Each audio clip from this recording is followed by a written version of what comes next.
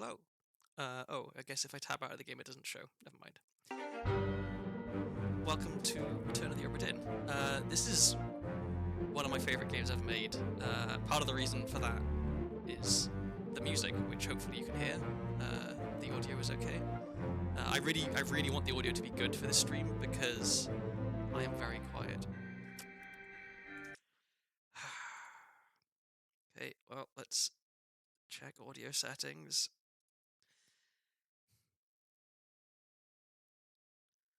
Gonna load up my mixer real quick.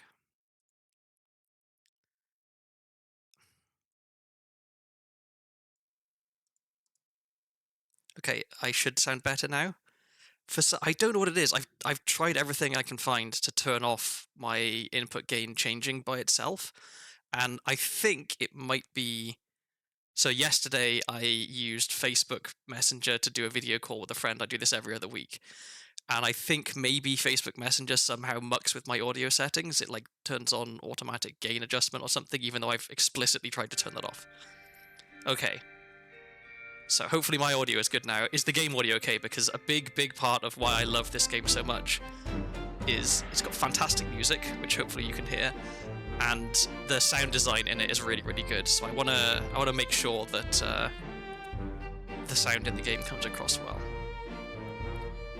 I guess in the meantime I can. So yeah, as you can see, I've already got 3 fully completed save files. This is my first playthrough, which took me 10.5 hours.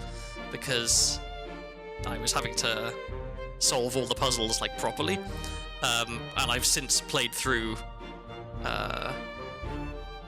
multiple more times. So I don't know if this is actually my most recent playthrough. It might be. It might be that I haven't played this game for almost 2 years. But I can delete an old save, and we can begin a brand new one. So there's a lot of like cutscenes and stuff in this, so I'm gonna try not to talk over them. But for now, at least,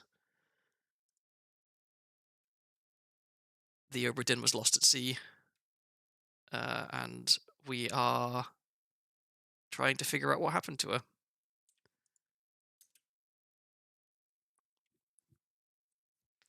So the Obra Dinn has returned, dispatched to Falmouth immediately to prepare a full assessment. So we work for the East India Company. We're an insurance inspector, and we have to go and check out the Obra Dinn.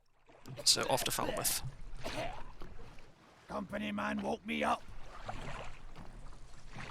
Said you'd need ferry to the Obra Dinn. Not many eager for that job. Seems a bit late if you ask. I didn't. What's in the box? I don't know. Hoist it up in a few minutes. Hey! How? Carefully.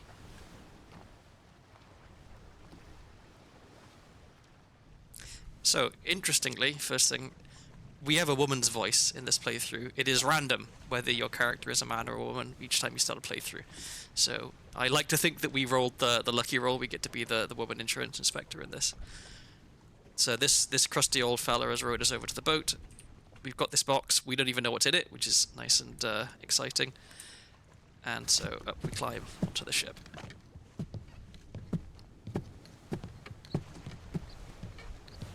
So this is a ship that has just kind of randomly turned up out of nowhere, and oh look, there's something shiny over in the distance. I wonder what that could be. Maybe we'll find out later. So we can look around on the ship, and oh dear, a dead person. Dead for a while, it looks like, because they're just a skeleton. And we're not allowed to open this door.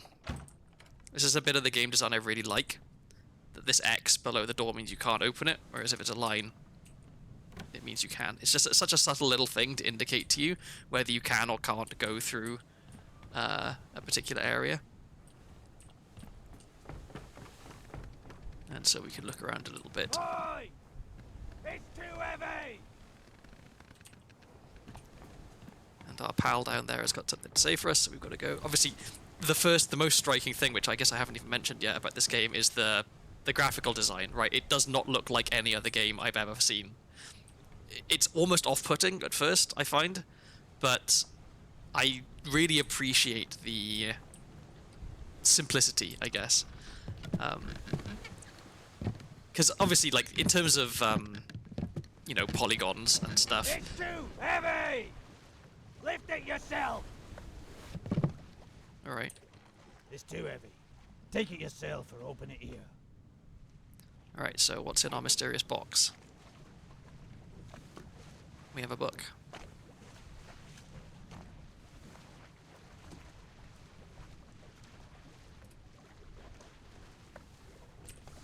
So this is our introduction to the book, which is where we're going to be keeping all of our information.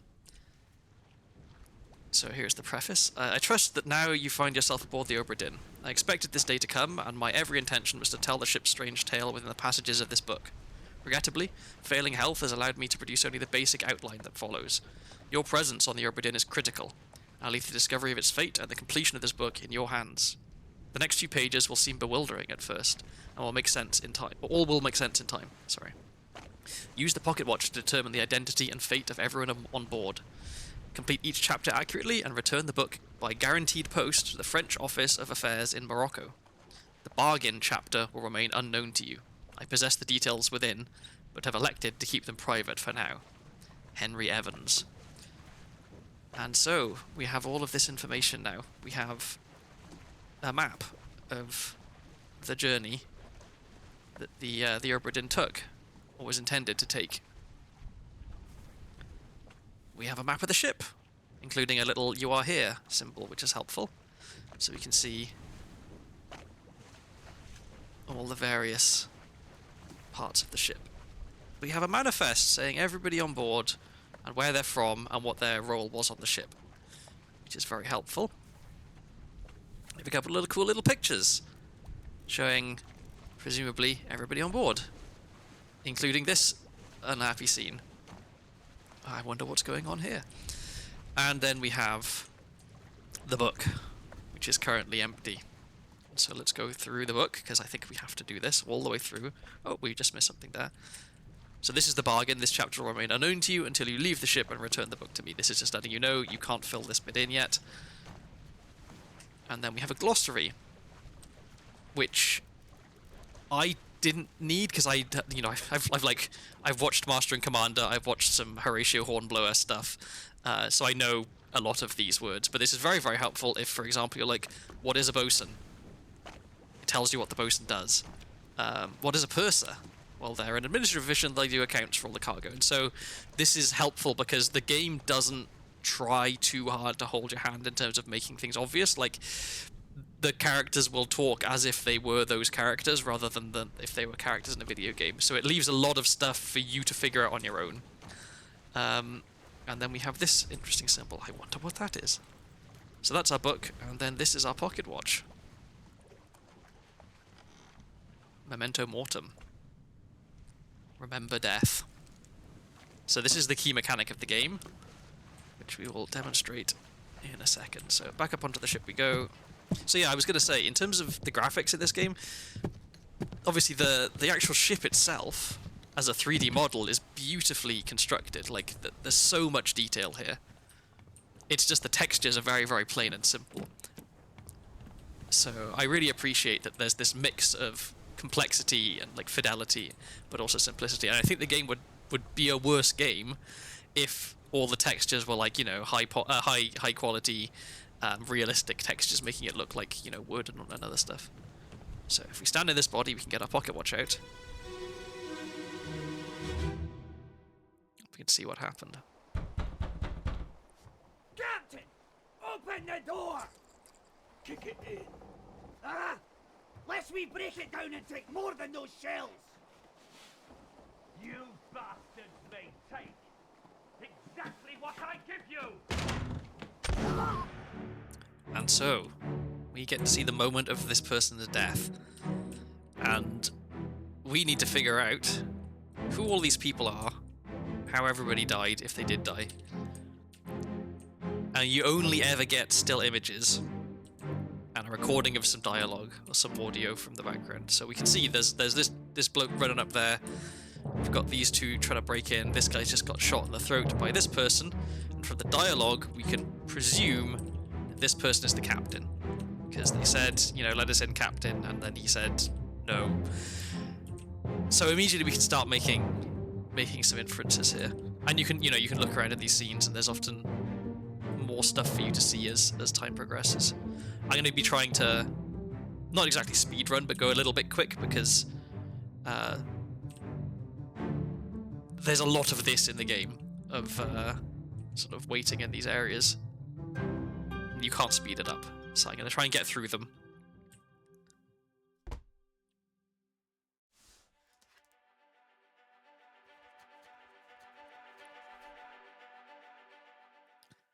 So this is chapter 10, the end. This is where this was taking place on the map. And this memory is outside the captain's quarters. Who is this? How did they die? Well, we don't know who they are. We do know that they were shot. The person they were shot... Well, they were shot with a gun.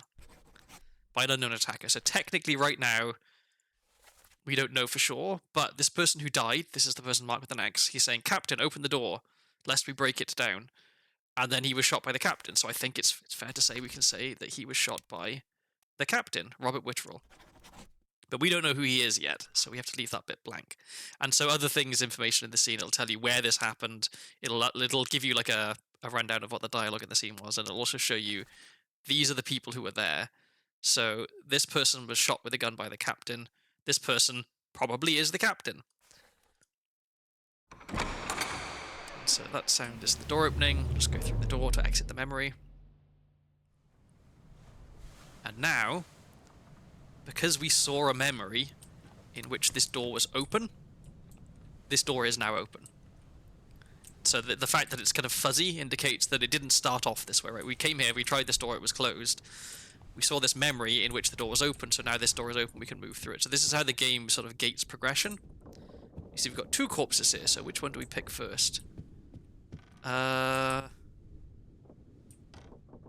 have a look at this one.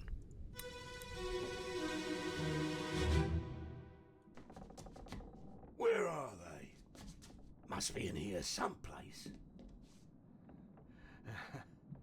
They're at the bottom of the sea. That's a lie.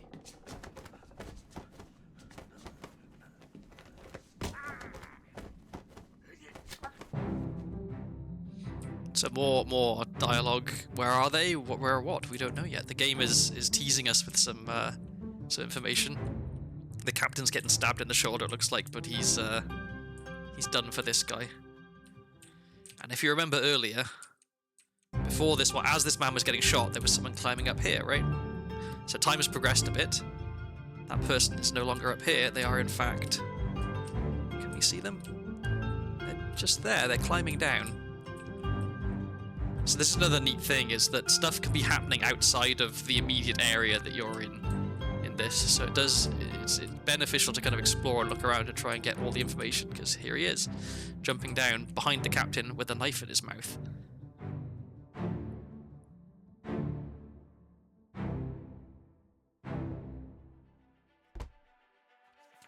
So the second memory of part 9, another death, another person whose identity we need to figure out. And we know again that he was stabbed, or knifed, I guess, by the captain.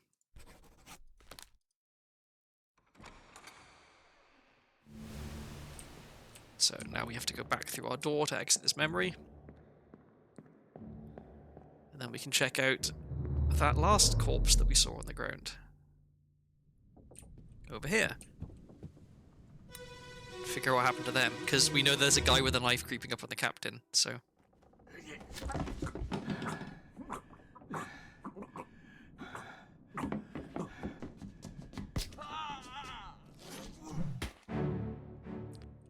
So he got his knife in the captain's side, but the captain managed to brain him with a big stick, it looks like. Meanwhile, this guy is kind of noisily choking to death on his own blood, which is lovely. That's that fella with the hat. And now we have another open door. This door is now open. And it looks like there is a very ill woman in here. So I'm guessing this is where we're going next. And so this is at a point where, like, you know, I've seen everything there is to see in this bit of the scene. I wish there was a way to skip and be able to leave the scene sooner, just to save a little bit of time, but sadly there isn't. But yeah, with these memories, the parts of the ship you can access are always constrained. So like, as we've progressed further into this, we've kind of the rest of the ship over here is just a white void. We can't actually see anything past there. So it does a good job of keeping you kind of focused on only the bits that are important, because the ship ends up being quite big, and so if you could go all over it every single time you're looking at a memory, it would be a bit overwhelming, I think.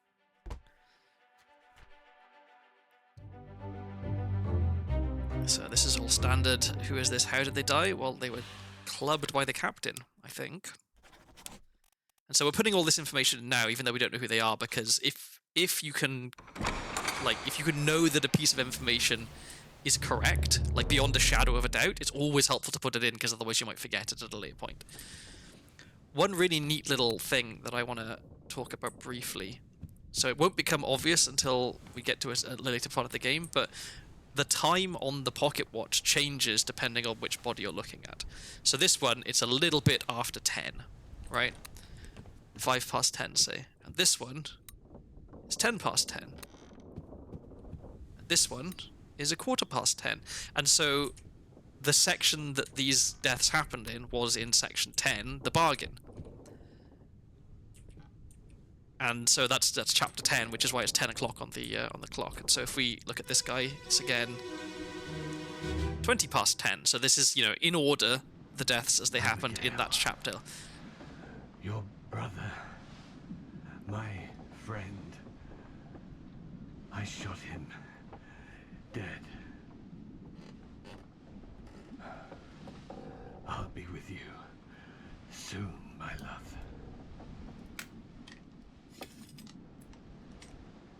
Please forgive me for everything. And so it looks like the captain shot himself. But he also gave us a lot more information then. So he was talking to a woman named Abigail. Presumably this is Abigail. He said that he shot her brother. Well, he just shot this guy, right? So this guy is Abigail's brother. Alright. What can we do with that information? Well, we can look at, once we're out of this time section, I guess, I'll get the book out. But we can look at the list of passengers and we can see, are there 2 people, a brother and sister with the same surname? And if there are, if there's only one pair of people with the same surname, then we can assume that they must be Abigail surname and whoever this guy was. We can figure out who that guy was that got shot by the captain, and we can identify for the first time who someone is, how they died, and who was the cause of that. So we can get get the first kind of death solved. Well, I guess technically the first death we're going to solve is the captain's, because he shot himself. So we can put that in. This is the captain. So this is a neat little feature as well. The game tracks when it's given you clues required to identify people. So it's telling you, go back, look at everything, figure out stuff. Because this person's picture is no longer blurred, it's saying that you can figure out who they are. If the face is blurred, you shouldn't try to figure out who they are, because the game hasn't given you enough information yet. So it's helping you not try to guess, not try to brute force things. Which is another thing I like about this game, is that you do not have to brute force things. So the captain died by suicide with a gun. This may or may not be correct. This is another thing about this game that I like, is that the fates of the crew members will only be validated in sets of 3. So you have to get 3 right in order to actually mark them off. So it stops you from just guessing one person over and over and over until it rewards you with, yes, this person is correct. You'd have to guess 3 people correctly if you were just going by guessing.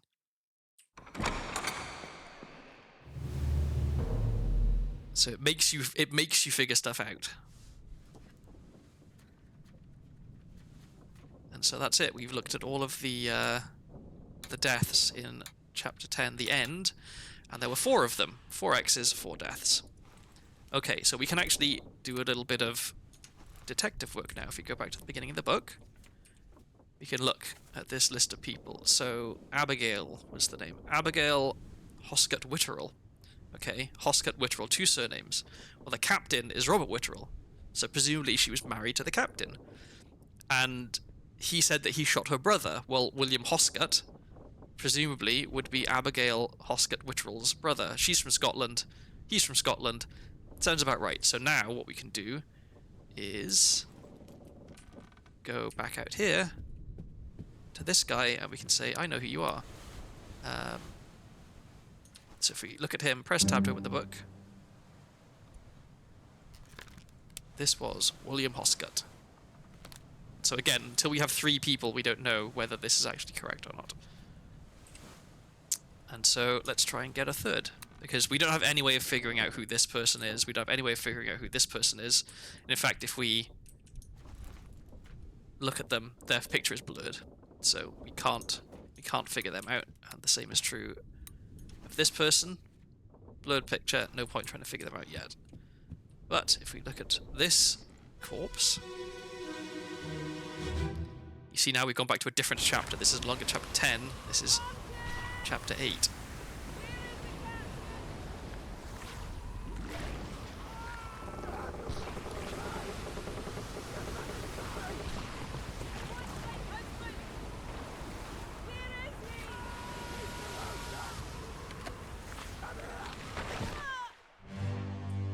So this is our Abigail Bear, and oh, she was crushed by some falling planks. And this is where the game does something slightly unexpected, I guess. So apparently they were attacked by a kraken. So there's a lot going on here. You've got this guy stabbing it, this guy's got his arm wrapped around, that doesn't look like it ends well for him. There's half a dude over here being dragged along. There's quite a lot happening. I don't think we can go up here, no. We've got some dude here shooting up at it. But it looks like, yeah, poor old Abigail, crushed by some rigging. I don't think we can go up here, no. And we also have these 2 standing there looking pretty scared. So if we were to look in the book right now, we would see that there were 2 female passengers. So that must be them. Oh, and this guy is also being carried off. So some of the scenes, there's a lot happening, and it can be a bit overwhelming trying to keep it all in mind. But that's why they allow you to revisit scenes as many times as you want.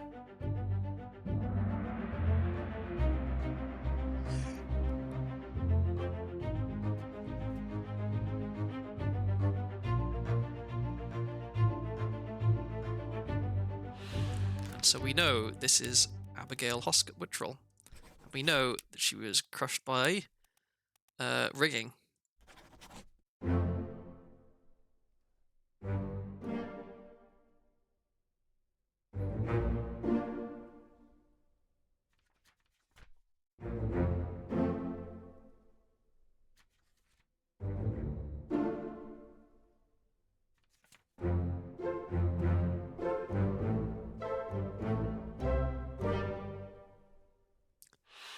So there we are. That's the gameplay loop basically. Is you figure stuff out and then you get it right and it goes in the book and it feels really satisfying. So this is where we get introduced to the next new mechanic in the game, where we're in a memory, but our pocket watch starts shaking.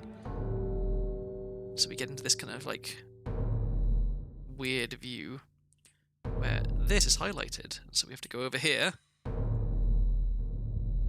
And so now we go into a memory inside a memory. By following the smoke monster from Lost is how I always think of it.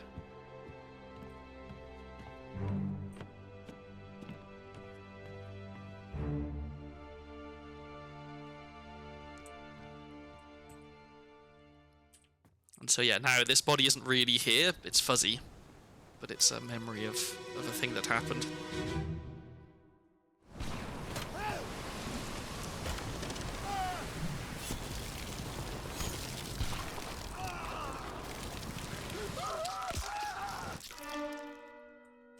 So it looks like this guy got torn in half after stabbing his large sword through the tentacles.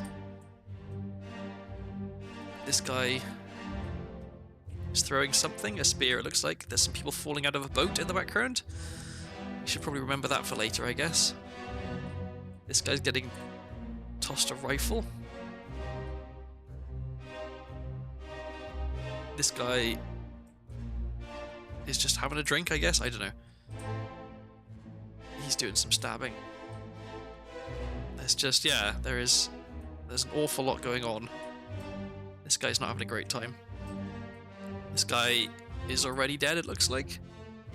Wonder what happened.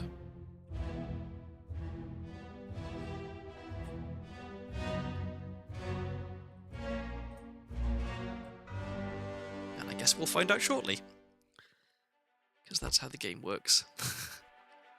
So a big part of the runtime of this game is just going into these memories. So we don't have any idea who this is. So his picture is unblurred. So in theory, the game is telling us we have enough information to figure out who this person is. Sort of. But we do know that he was torn apart by a terrible beast.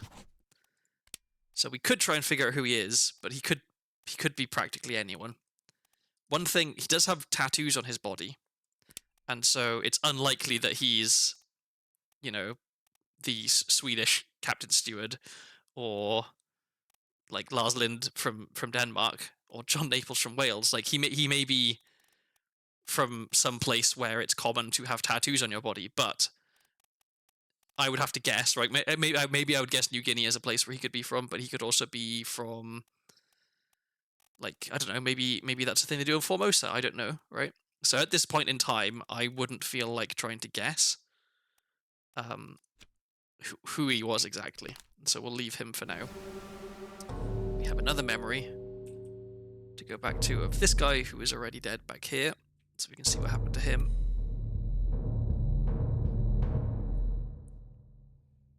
So I'm going to be trying to solve stuff as I go, but a lot of this game is just, you've got to kind of go through all of the memories and then kind of fill in the details later, because there's some stuff where like you'll see how someone died very early on, but you won't necessarily get the information required to figure out who they were until much later. And so it's quite common that you won't be able to immediately solve things. You have to wait till more information becomes available. So we're gradually going back further and further in time with each of these deaths.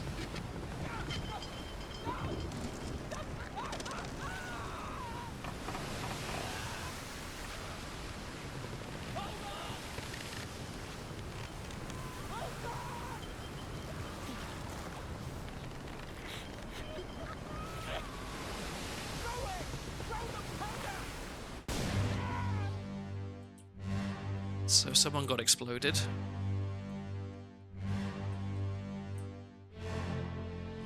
This guy was here for it. So was he. And it looks like some people were trying to bring some stuff up from downstairs. So now this area, the gun deck, is now available to us because we've seen this open. So because we've seen it open, we're now allowed to have it open in the kind of the present day. So different from the first set of memories we saw where it kind of progressed linearly forwards in time. Each of the deaths we just looked at were going back in time. Like each death led to a next death which had happened earlier. So we're kind of working backwards, and that's the thing this game does as well, is it'll start you at the end of something and then you work backwards to see what the beginning was.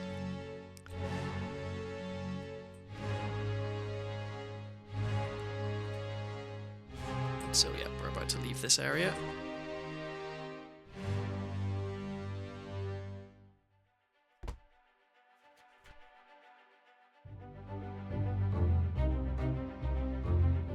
So we don't know who this person is, but they did die in an explosion. So we can say, exploded.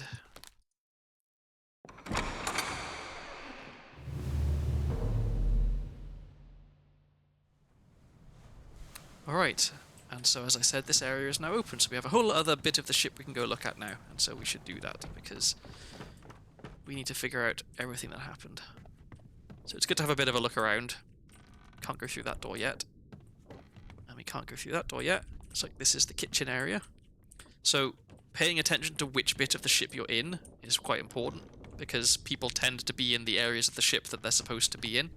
So if someone spends a lot of time on the gun deck, well then maybe they're a gunner. If someone spends all their time in the kitchen, they're probably the cook.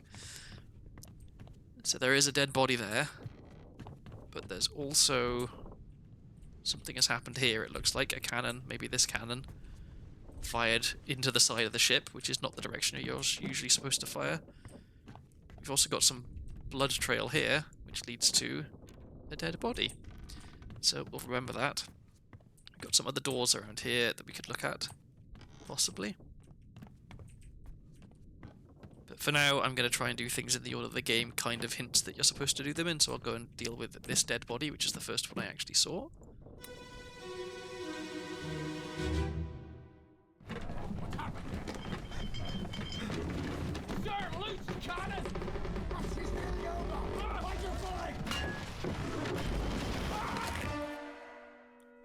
So it looks like this guy was just squashed by a cannon which wasn't secured.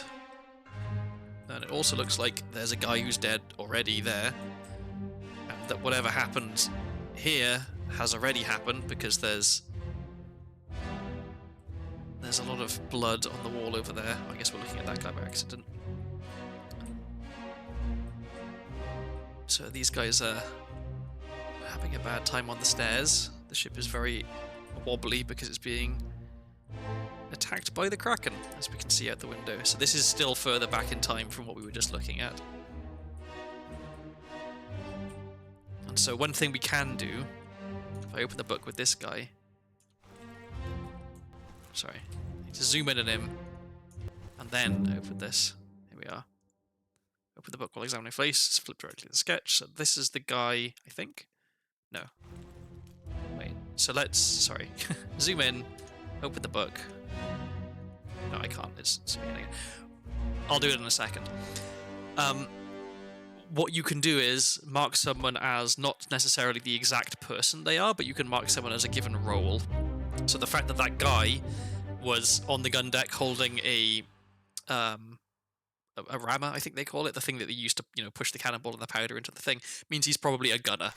And so what I could do is, this unknown soul, he's blurred, we don't know who they are yet. Yep, understood. It's basically saying, do not try to guess who people are, but it's okay, I know what I'm doing. So I don't intend to say exactly who they are, but I will say that this was... oh, is there not a gunner? I thought there was a gunner rule. Maybe there isn't.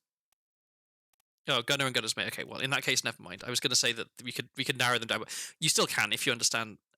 Like, let's say I knew that he was an officer, I could just say unknown officer. I know that he's an officer, but not which officer. I could say he is an unknown seaman, I could say he's an unknown topman or a midshipman. But we do know that he was crushed by a cannon. So we can put that in. And now we go and see what happened to this guy.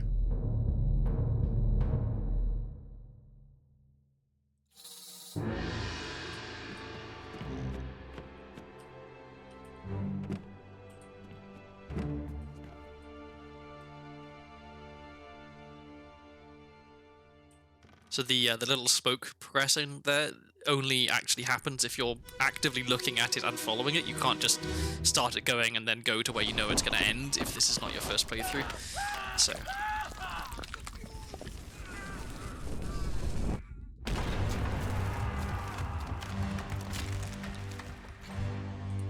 Okay, well... That's that cannon going off because it was grabbed by the Kraken. There's the guy getting crushed by it.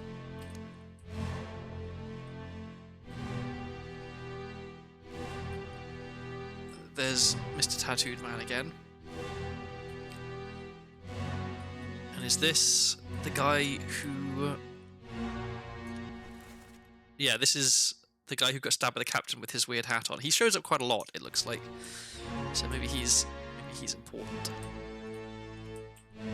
So I think it's a fair bet that the next death will be this guy. Because we can see him getting shot with a cannon right now.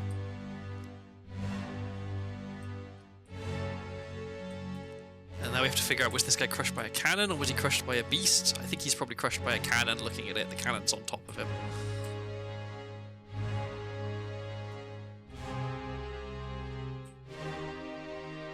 So we can get close to him and get ready for the next bit to save a little bit of time.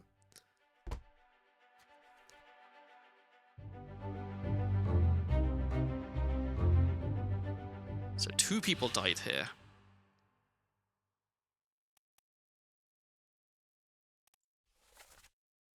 And all we know is that the person, one of the people who died, said the fuse. So one of them was crushed, I think, and one of them was hit by a cannon. But for right now, I don't know which one is which, so we're going to leave that for the cause of death. Where are we looking? Oh, here. Okay, sorry. This... So both of these people, if there were 2 people, were shot by a cannon, I guess. This is the person who was crushed. So I've played this game multiple times and I still don't actually remember all the details. Which is part of the fun, figuring it out again. So this guy was crushed by a cannon. No problem. And those other 2 people, one of them was shot, because we saw that happen. But we don't really know what happened to the other.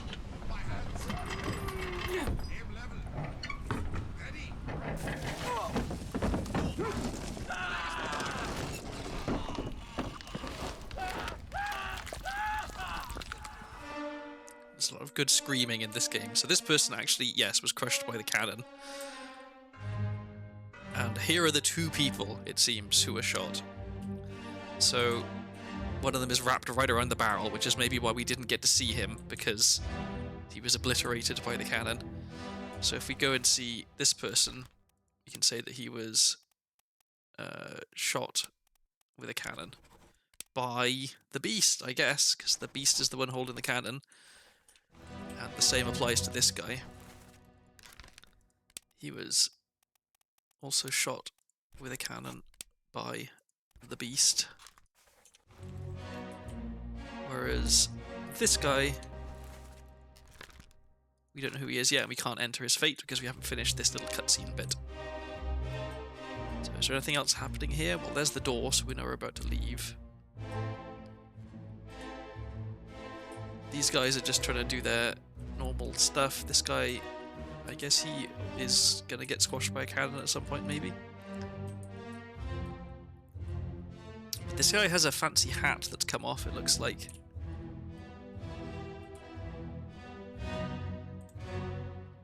So he's not just some random dude, he's an officer of some sort, because officers have fancy hats.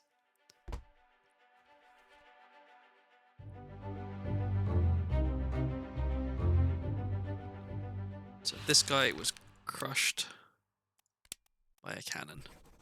We don't know who he is. So we hit the door open so we can leave and keep on exploring.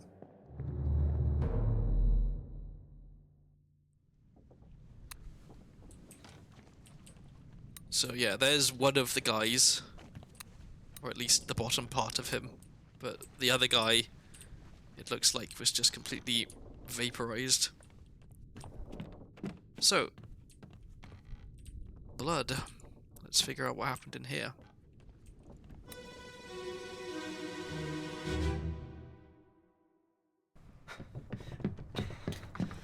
Oh no, you're cut. Don't leave me. Bear up, son. I'll stay with you. Tell Pete's mother I tried my best Aye, to pull him back, to save him. you tell her yourself. Brennan, bring the surgeon's kit. So we get quite a lot of little bits of information there.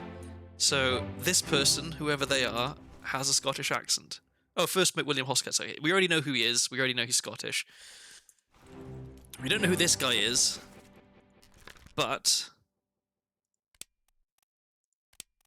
we know that he said something about Pete. And so if we look for a Peter somewhere in this list, you can see there's a Peter Milroy, who is a midshipman. And so it's possible that he's a fellow midshipman. He's one of these other midshipmen.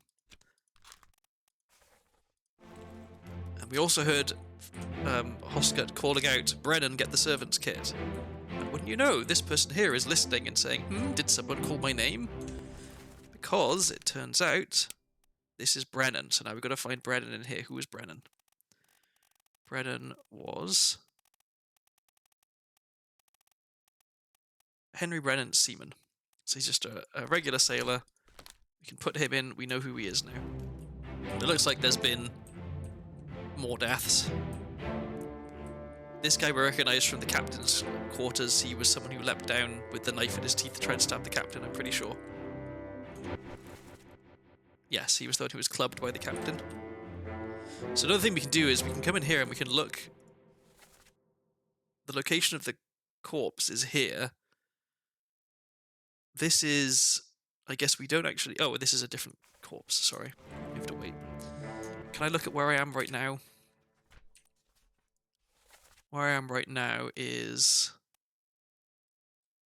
here. So I'm in the midshipman's quarters, which again points towards that person being a midshipman. Wonderful!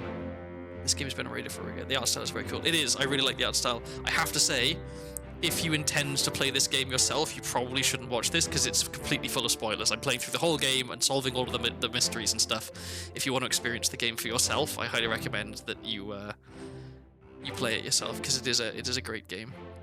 I don't want to give too much away to anyone who hasn't played it. I'm glad to see people redeeming my my very unoriginal redeem. I had to have a bit of a think, like, oh god, like I'm gonna have to figure out like rewards and badges and emotes and stuff, and so I haven't got around to that yet, but it's on my radar of things to do. This person was knifed, but we don't know by whom, and we don't know who they are either. So that's all that we can put in this person is, at this point, is that they were knifed. And so now we get to figure out what happened to these corpses over here.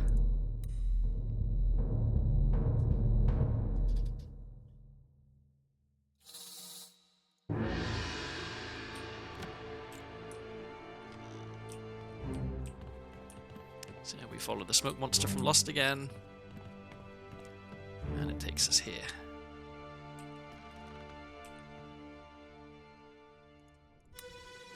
Oops. So you can see now the clock is going back to section 9. So this is, yeah, a different chapter to.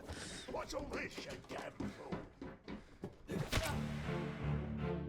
Okay, well, Brennan ran down and just beat this guy to death, I guess. Wonderful, thank you very much for subscribing, I appreciate it. And also, Afro, I didn't mention it earlier, but thank you very much for being my very first subscriber. It means a lot to me. I appreciate it very much. So here's William Hoscut running to the aid of this midshipman who got stabbed, because, you know, the midshipman is going off to the midshipman's quarters. So I guess we can actually say this unknown midshipman. Yep, number 2 is still pretty good, I think. So whoever this was, we know that they were clubbed by Brennan. And there's still a guy with no head here that we'll need to deal with. And the blood trail, it looks like, comes from in that room. So whoever stabbed that midshipman, it must have happened in that other room over there, I guess. So hopefully we'll be able to go back in other memories and figure out what was going on there.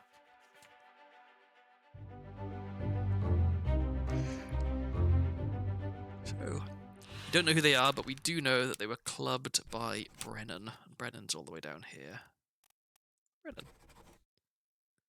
Nemo, welcome. I also love insurance adjusting. I have to say, if you intend to play this game yourself, you probably shouldn't watch the stream because I'm going to be spoiling absolutely everything in it. But I love this game. This is my 4th or 5th playthrough of it, I think, which you shouldn't really be able to play it more than once, but it's just such a good game. I love it so much. The sound design is fantastic. The music's fantastic. The look of it, I love. So, with that said, I'll heed your advice and stop by another time. Have a wonderful day. Thanks for stopping by, Punderful, and yeah, sorry that I'm playing a game that you can't watch because you want to play it yourself.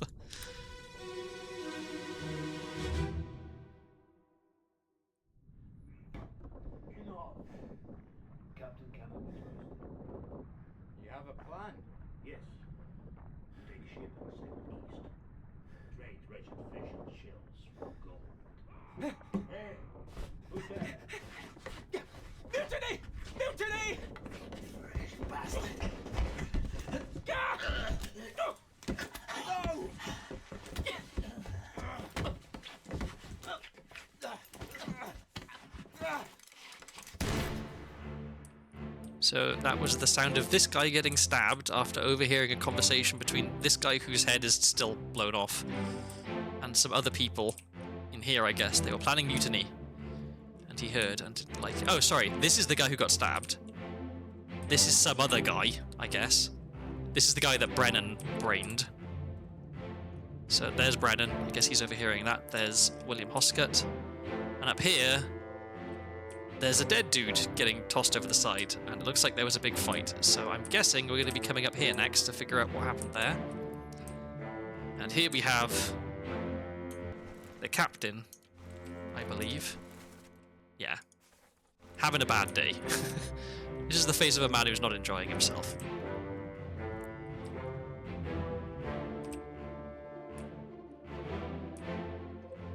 So, quite a lot going on in this scene. So all we really know in this is that, Nemo, thank you very much for subscribing. I appreciate it very much. Yeah, all we really know is that some dude got his head blown off. We don't know who they are. And we don't know who did it. But, at the very least, we can say that this person was shot with a gun. And now we have to go upstairs and figure out what's going on with this body.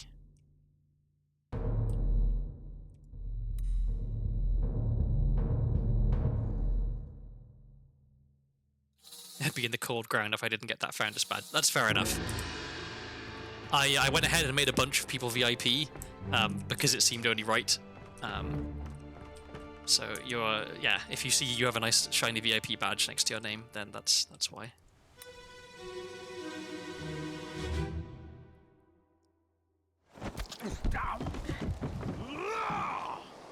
Let them go!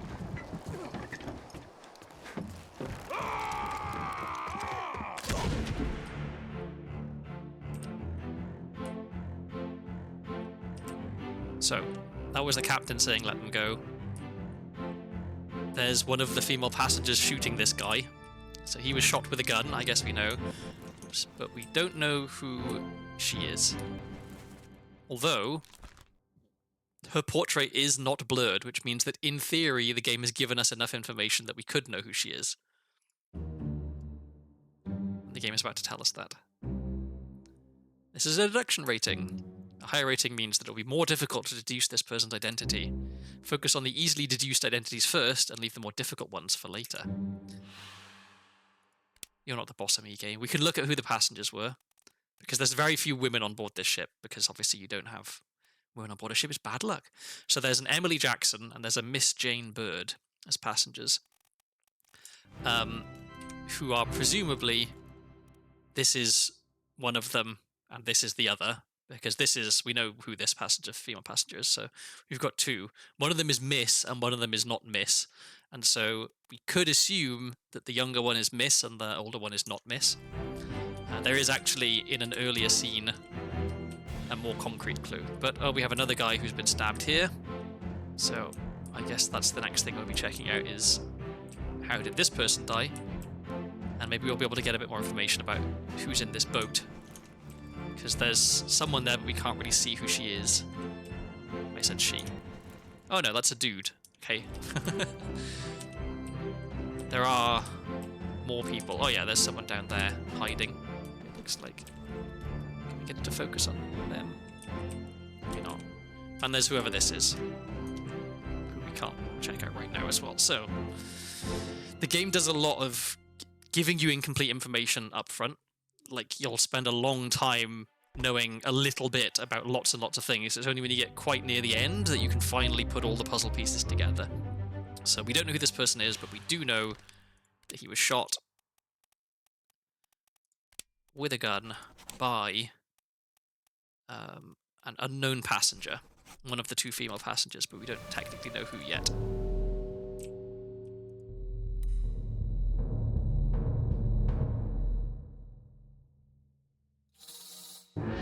So we're gonna once again follow the smoke around, even though where we're going is actually just right next to where we were.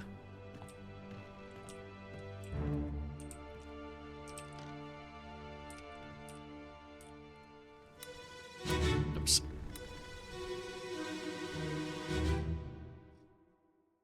That's one. Move quick. You'll not take the last one!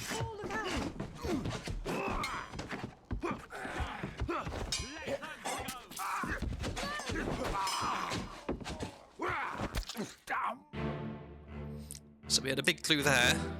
Someone here is called Paul. So this person's face is not blurred, and so maybe this is Paul. I've always been fascinated with how this game gets rendered. Yeah, I'm not sure at all. It has such a unique look to it. So, are there any Pauls on board? There's a Paul Moss, who is from Wales. And so this is another thing I really like about this game. All of these people are from places. And if you listen to the voice acting and you have a good ear for languages, or accents, I should say, you can figure out that someone is from a particular country by the way they speak. And so, to me, it was very obvious that the person who was speaking was Welsh. And so I feel confident in saying that this is indeed Welsh Paul Moss, because his name is Paul and he sounds Welsh. Formosa, that's modern-day Taiwan. So that's another thing about this game, is that the information in the book is period accurate, and so they talk about places which no longer exist, like Formosa. So we have, there is the mysterious unknown man. We also have this woman, who is one of the female passengers, but we don't technically know which. But here we have a clue. This woman is wearing a wedding ring. If you're wearing a wedding ring, you are not Miss anything. You're Mrs. something. So she cannot be Miss Jane Bird. She must be Emily Jackson. And so by a process of elimination, this person must be Miss Jane Bird. And so that's why those two are difficult to figure out, is because you have to notice a wedding ring on the finger of one of them in a particular area to be able to differentiate the two of them. So that's the level of attention to detail that goes into this game for tiny little breadcrumb clues to help you figure out the identities of people. And that's yet another thing I really like about this game, is that on my first playthrough I was adamant that there is no way to figure this out without guessing. The game expects you to have incomplete information and do the best you can. But no, there is always a way in-game for you to figure stuff out. So this person was killed with a sword by an unknown attacker.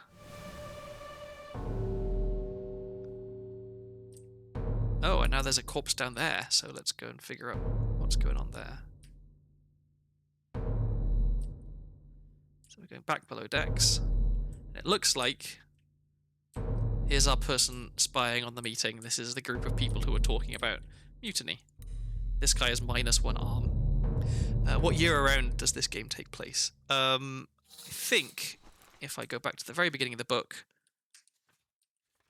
1807 is the year in which this takes place.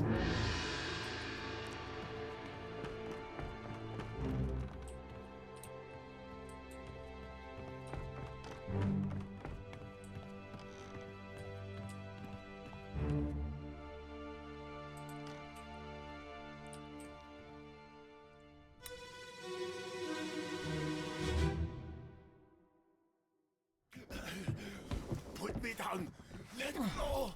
Easy now. You're in a bad way. It's the squid. Where is my Frenchman? The squid's gone. Your mate was torn apart. That. The beast is dead. How? How did you kill it? We didn't. It left with the storm. Captain came up from the hold. Said he chased it off. You should rest. A curse like that does not live for nothing.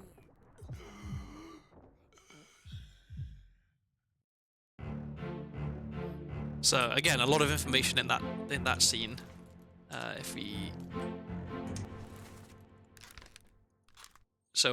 The game is telling us that we can figure out who this person is. So he talked about, where is my Frenchman? So if we look at the crew, how many Frenchmen are there on board? So we have the bosun's mate is French. Are there any other Frenchmen on board? There are not. And so the inference we can make there is that this person who was asking where is my Frenchman must be Alfred Clestill, the bosun. And he also, if you listened, his dialogue said verdammt, which is German, which would be spoken by someone from Austrian. And so we can say we know that this is in fact the bosun. And also that it seems like his arm was torn off by the beast. And we don't currently know who these two people are. Those people probably speak Hakka and not Mandarin in that case. So we do get to listen to the Formosans talk later. So you can identify their language in that case, Nemo, because the game translates in subtitles, but you also get the actual dialogue in the native language. So we've got blood going into the room from this guy getting his arm torn off, and then later we'll have blood going back down this way from this guy getting stabbed. And so because he's opening up this area, that means that now we're able to go down further into the bowels of the ship.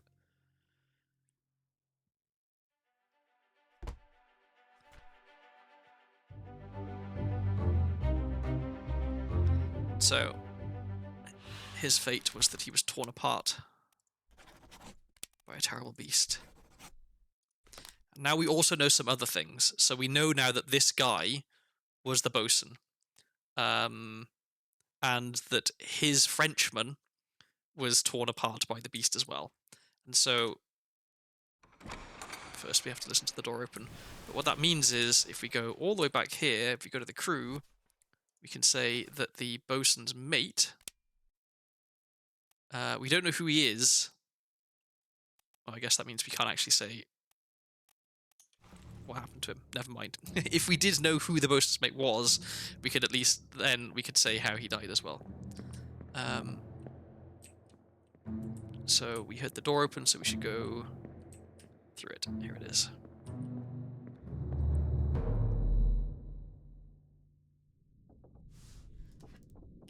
That's another section complete. The escape. Or just escape, I should say.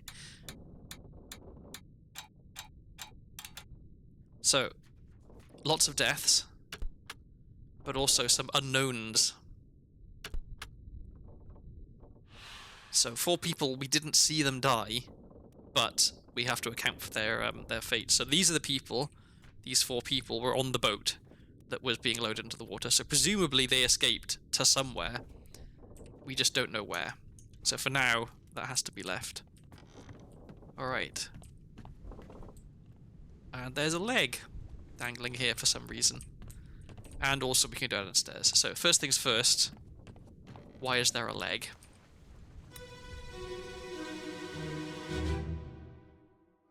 On your toes.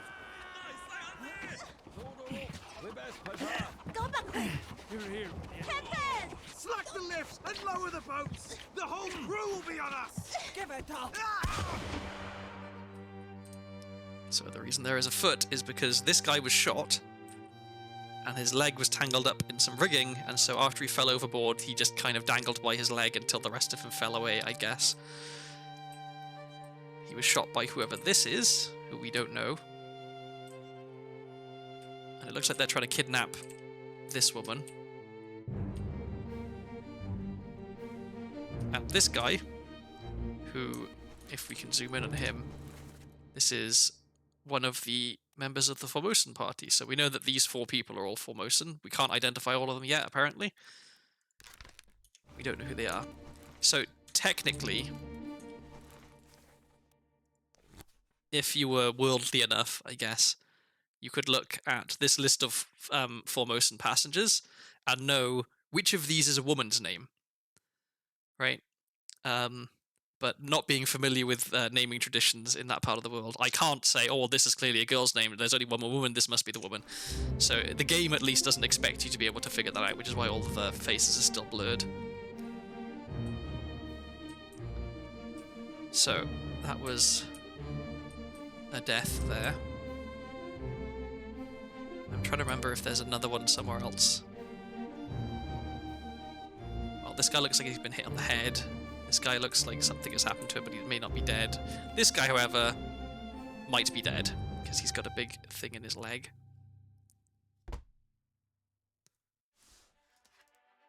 So that's the start of another section, I think. Murder. I believe Lanlin is a woman's name, but it's much harder to think to deduce in Chinese.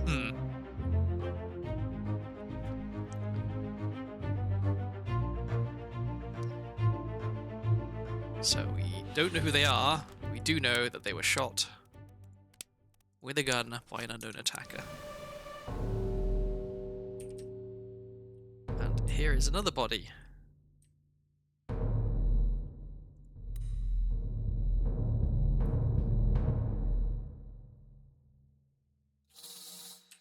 So let's go see it. So once again, we've got to follow this around and keep looking at it, because if we look away, it doesn't progress. Gonna go all around the houses for this one. And then there we go.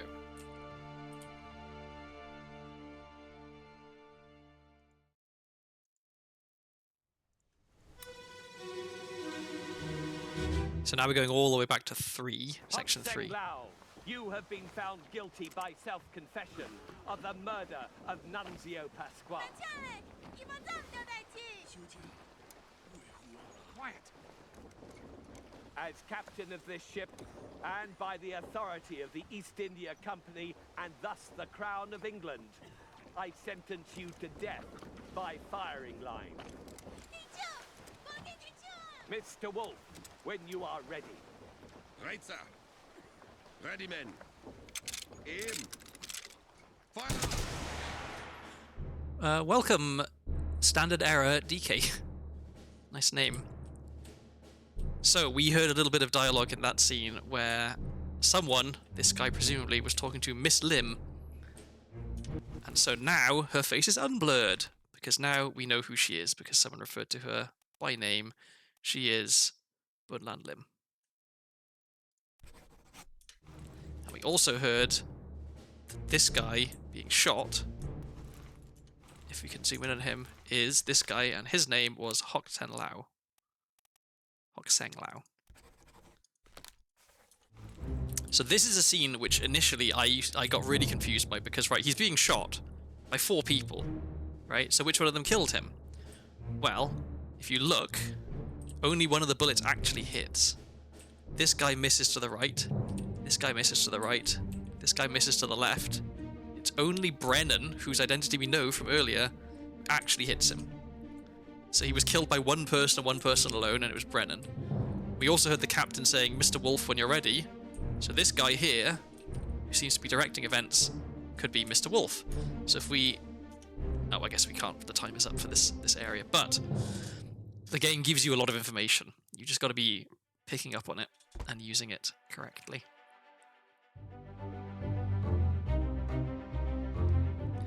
So we can actually fill this one in, because we know that he was shot with a gun by Brennan, who is down here.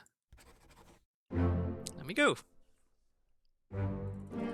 3 more correct.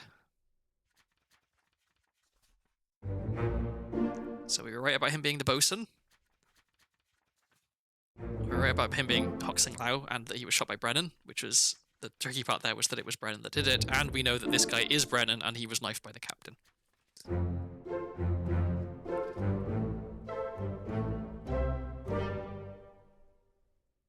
So progress is being made. Oh, you've played the game before. Can't blame you for replaying its next game. Yes, I've played... I think this is my 4th time playing the game. I love it so much. Obviously, the first playthrough is always going to be the best, because you're actually like having to figure out and solve all the puzzles. But even on a replay, I appreciate the way the game lets you figure out stuff. That there's different ways that you can do things. You can figure things out by process of elimination. You can figure things out by really subtle little hints and clues. Obviously, some of it is kind of obvious when they just, call someone by name. But when there's multiple pieces of information given to you in one scene, it can be easy to just pick up on one of them and not focus on the others. So I like that, like, even though I've played it multiple times, each time is a little different. Who is there? Who is that? Is someone hurt? Senor Nichols, is that you? What are you doing down here? Oh, hello, yes. All fine here. Just, sorting some things. Oh, Watch your step. Here, let me help you. So, the person who was dead on deck was apparently Nunzio Pascar, and the guy being shot was accused of killing him, but it looks like Signor Nichols, this person here, is actually the one who done it. So we can say that this is Nichols. Nichols is the second mate, and that this guy must be Nunzio Pasquale. Alright. Who was a passenger, presumably. Nunzio Pasquale. There he is. And that we know that he was stabbed by Nichols. And that this guy might possibly be dead. And that there is a shiny shell in here. Like the names of the Chinese sailors and the brothers. Yeah, exactly. Like, there's... It took me a long... Like, on my first playthrough, I did the Chinese sailors basically just by a process of elimination. And then later on a playthrough, I realized there is another way that you can figure that information out. And it's very subtle, and you would not necessarily think to check it, because it's not at all obvious. But yeah, the game makes it possible. You never have to guess.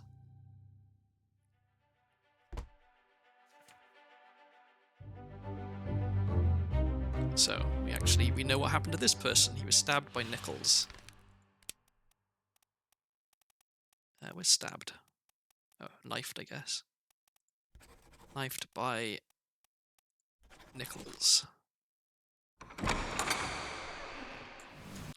Just a second. Let me deal with this. If I can. Where's my moderation tools?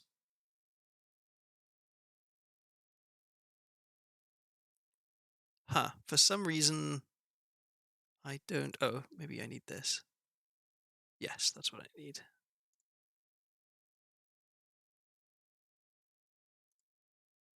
There we go. Sorry about the interruption.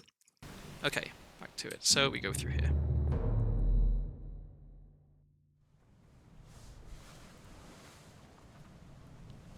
So that's all of section 3 done. Only 3 deaths. Which is not that many for this game. So we think we know who this guy is and how he died. Into the Pop-T-Ping with you, bot. As cute as it is to say Pop-T-Ping, it's not a thing that anyone actually really says.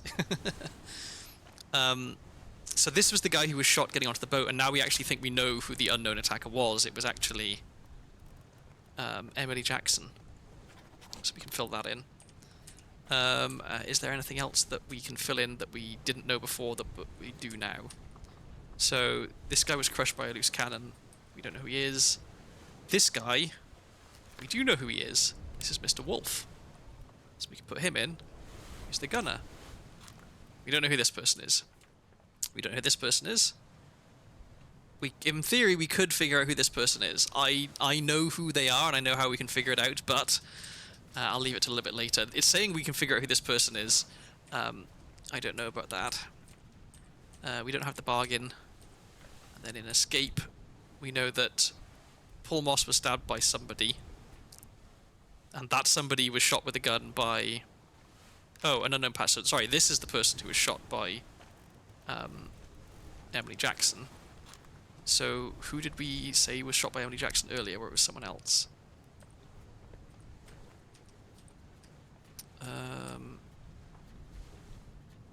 Because I think we were looking at the wrong section. Yes, this guy was not shot by Emily Jackson. This guy was shot by... someone we don't know.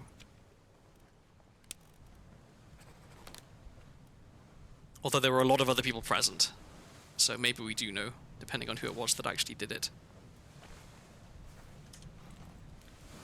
Okay. I was gonna check any other stuff that we had an unknown person where the person is now known. It's good for me to do this periodically, because otherwise I forget. So we don't know who this is, but we know they were killed by Brennan. This person was knifed by... the gunner. We don't know what happened to these people. We don't even know who these people are. We know everything in there. Okay, so where to next? Well, we know that we opened up a new level down here. So maybe that's where we need to go. I'm gonna briefly check in here in some of these rooms to see if there's anything useful. Because what's in rooms can also be a clue. So for example, there's a rather fine, what looks like a pipe, possibly, in this room. And this room is... Wait, I need to look at the...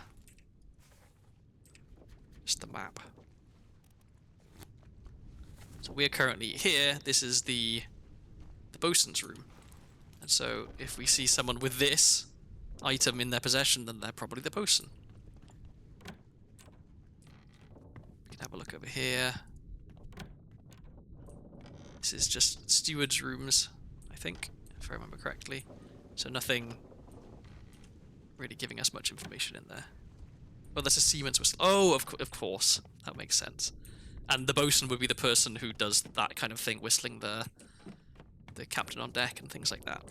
So here's our area that's just opened up. So we can go down here, and there is a rather large bloodstain on the floor, which does not bode well. We've got some blood trails. Going back here. I didn't notice that thing before in the room. See, this is what I'm talking about with this game. There's so much to it. There's so many little things that you can find that you didn't notice before. So there's what looks like possibly a bullet hole in the wall here. And a dead body on the other side. So let's figure out what happened to this guy.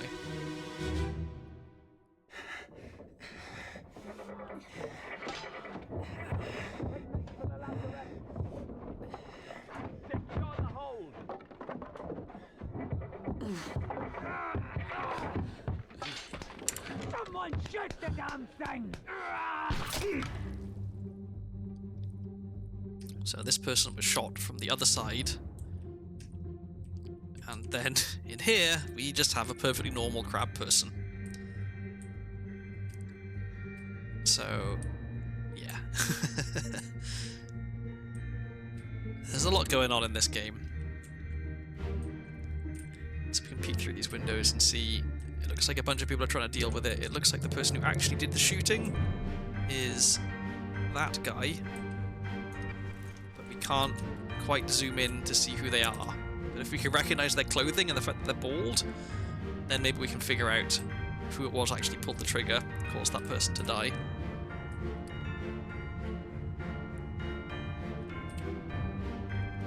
And then we have this person here who is, it looks like, having a bad day.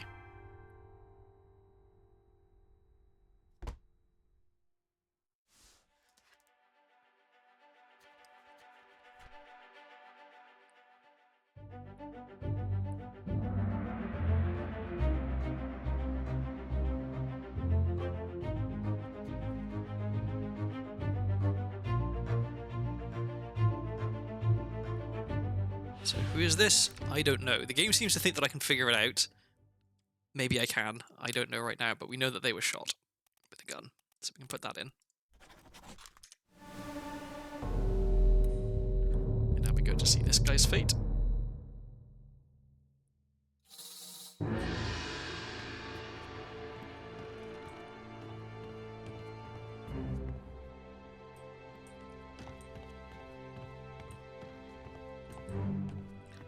Again, we have to kind of go around about the houses a bit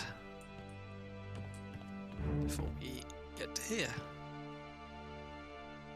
So if you noticed, the holes in the wall were already there before this bit, so we could have known, oh, something happened here. I've got you. Don't move. I'll get you down.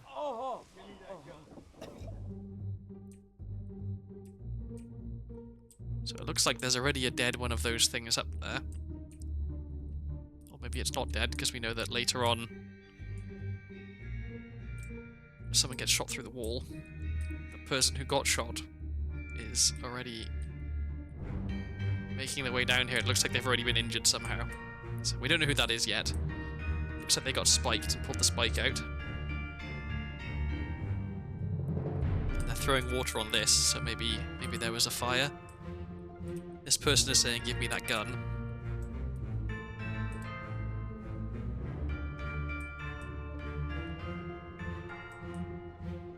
And this is the crew quarters, sorry, the passenger quarters, I'm guessing. Because they're slightly nicer beds than the crew get. The crew get hammocks, whereas the passengers get real beds. One of the funny things about the game is that you can name a person very early in the game, but most people didn't notice and only get his name by elimination near the very end of the game. That, yeah, just like a casual mention of someone's name early on means that like the game will only tell you stuff once sometimes, so you got to make sure you go and find out where it was. So this person was spiked by a terrible beast.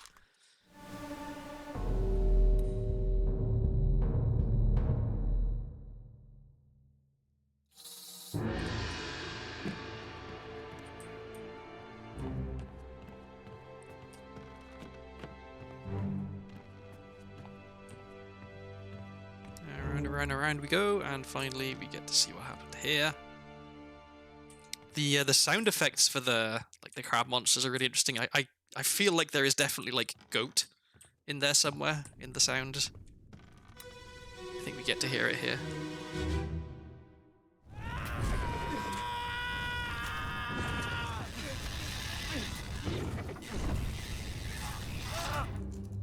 Okay, maybe when they're on fire they don't sound like goats.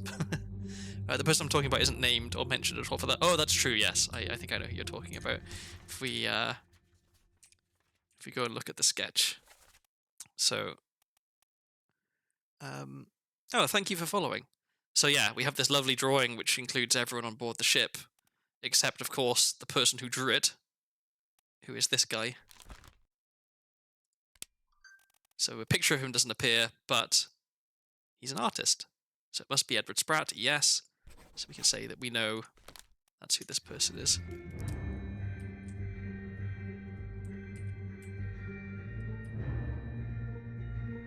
So these guys have had their heads cut off. That's unfortunate for them. Quite a lot of death in this chapter.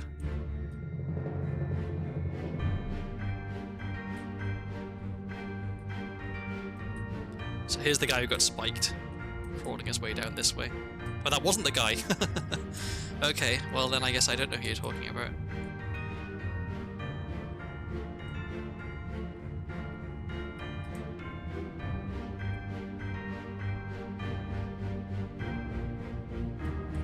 So that person burned, it looked like. Maybe you know something I haven't. Well, let's see. Maybe. I'm always looking for new little tidbits of information about this game. So this person, it looked like they were burned.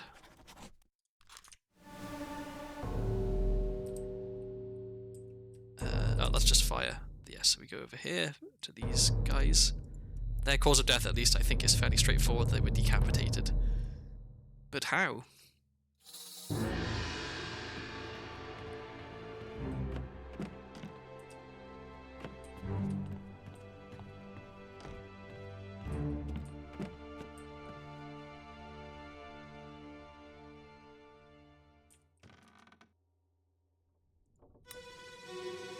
Do you want the clue now, or when you get to that person yourself?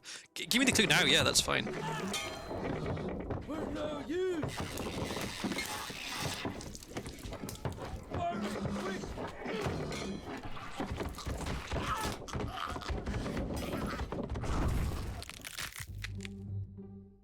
So these guys got crabbed to death. That's what it looks like happened. And this is where I think maybe the first time you get a proper look, and you see that it's not a crab a person, it's a person riding a crab.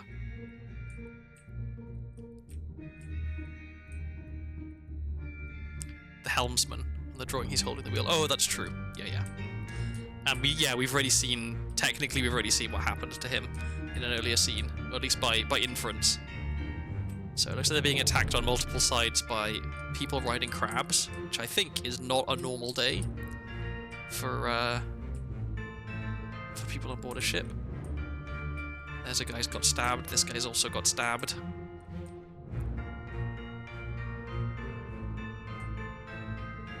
This guy has just kind of got knocked backwards, I guess. This guy here's wearing an apron. Maybe that's relevant.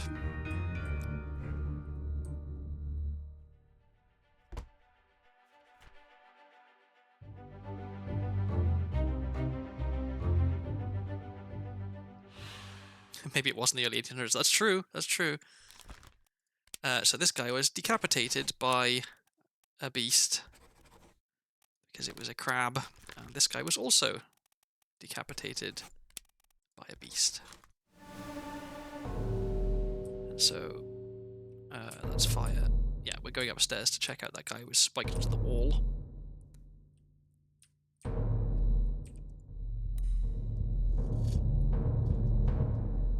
The omnivore in me is morbidly curious about the nature and quantity of meat in such a beast. I mean, it's just a big crab, right? So I would assume that it's just a big, yeah, it's the same as a regular crab but more. It's actually, so I know it's a thing with biology. You can't just take an animal that exists and make a bigger version of it and expect it to work. Like because of the the square cube law and stuff.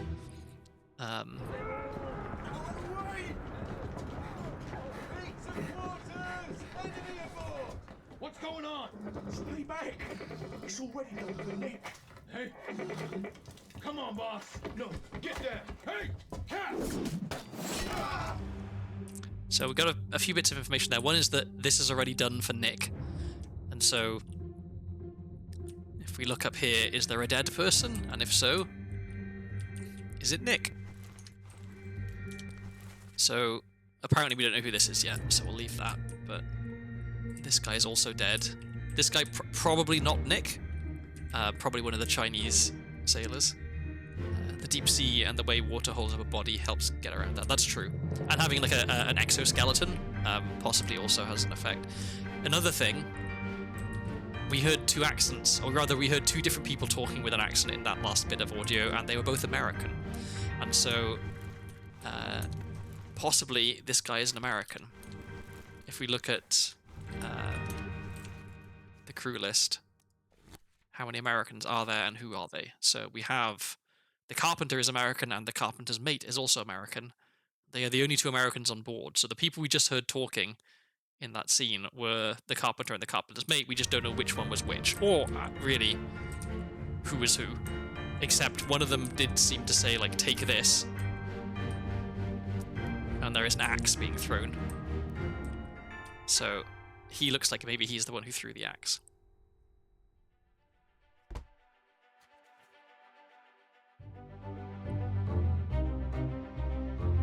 So we don't know who this is, but we do know that he was spiked by a terrible beast. And then we can go and check up this body on top.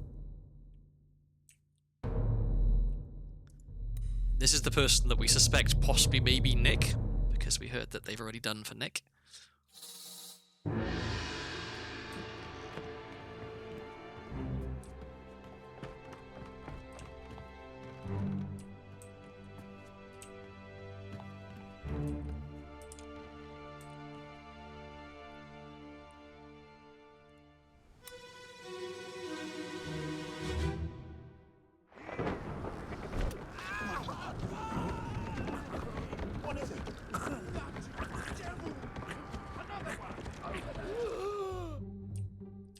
So this guy got spiked.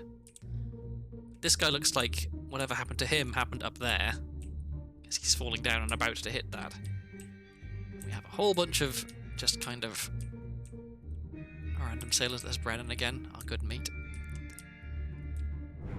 So at this point, I think it seems reasonable to assume that this is Nick. So do we have any Nicks or Nicholases on board who are not accounted for? So we have none so far. Oh wait, we have a Nicholas Botterill. That's one possibility. Do we have any other Nicks? We do not. And so it seems reasonable to say that this guy is Nicholas Botterill. This is the only Nick on board, and they just said that it's already done for Nick, so we know that by the time we get past the scene, Nick is dead, so this probably is Nick. We've got a bunch of randos just kind of standing around here. I don't think we have any way to identify any of them in this scene. But it would be interesting to figure out what happened to this guy.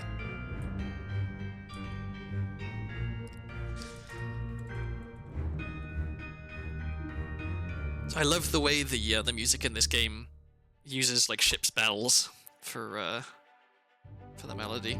It's a nice touch. I mean, the music in Lucas Pope games is always very good. So this person was speared, I think, by an enemy. A foreign enemy? No, by a beast.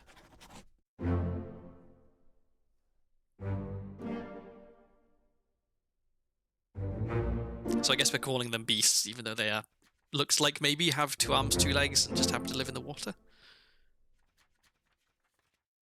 And so we were correct about that being Christian Wolf, which is good. So we're filling in the blanks. Literally, I guess.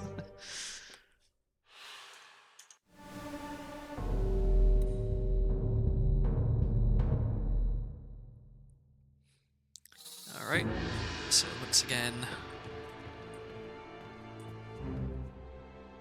let's just watch this go around.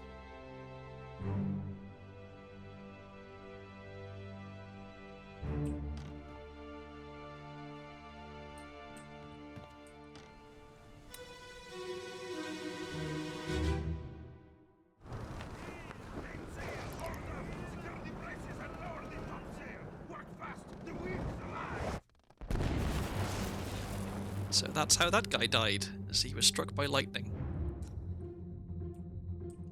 And so we have a bunch of people here. And this is where paying attention to stuff in the book can be helpful, because if you're up here, then you're not just some random person, you're a topman. You would not be up on the top if you were not a topman. So we can say that all of these people are topmen. Top men. The wind is alive, but that guy isn't. Yes, I think that is fair to say. So this guy, one of the ones who was decapitated later, he's a topman. We've got, oops, we've got this guy. This guy's a topman. And we've got, whoops, we've got this guy. So this guy's a topman. So let's look at our list of topmen. So is he Timothy Beaumont from Scotland? I'm going to say no. I'm going to say that in 1807, this is not someone from Scotland. So we can say that it's not Timothy Beaumont. Is he any of these people from China? I'm going to say probably not, no. Could he be Maba from New Guinea? Maybe he could. Could he be Omid Gul from Persia? Maybe he could. But I think it's fair to say that he's also not Lewis Walker or Leonid Volkov. So he's probably one of Maba or Omid Gul. But unfortunately, we can't actually say one of 2. You can just say that he is a topman. You have to remember that he's one of 2 people. And finally, this person, I mean, we're going to get the option to identify him in a second, but we know again he is a topman, one of the Chinese topmen. And so there's... Oh, and there's another person over here. So this person, can we zoom in on him? No, because it's ending. But there's another. This guy's also a topman that we can label.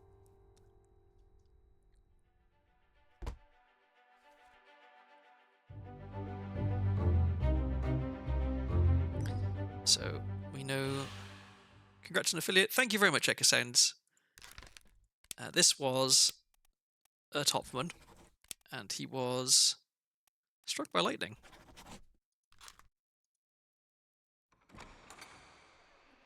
And while we're here, I will also say that this person here was a topman. And so we have this guy, this guy, this guy, and... Is it that guy? No. But there are four Chinese topmen, and they are difficult to tell apart because They appear in most of the same scenes together. No one ever calls them by name. They're like probably the hardest thing, like the last thing that most people figure out in this game. So okay, we've made some progress. Was there any other stuff that we could look at down here? So all of that started from just following that one blood trail that went around the back there. We went all the way through here and figured out all that other stuff. So this is one that's easy to miss. You can also check what happened to animals that died. Take him to the carpet. Get him wrapped and keep him left right. Hit her here. One swing. Get through the skull and stone her brain. I'll cut her throat when you've done it. Here? Yeah. Come on before she kicks up.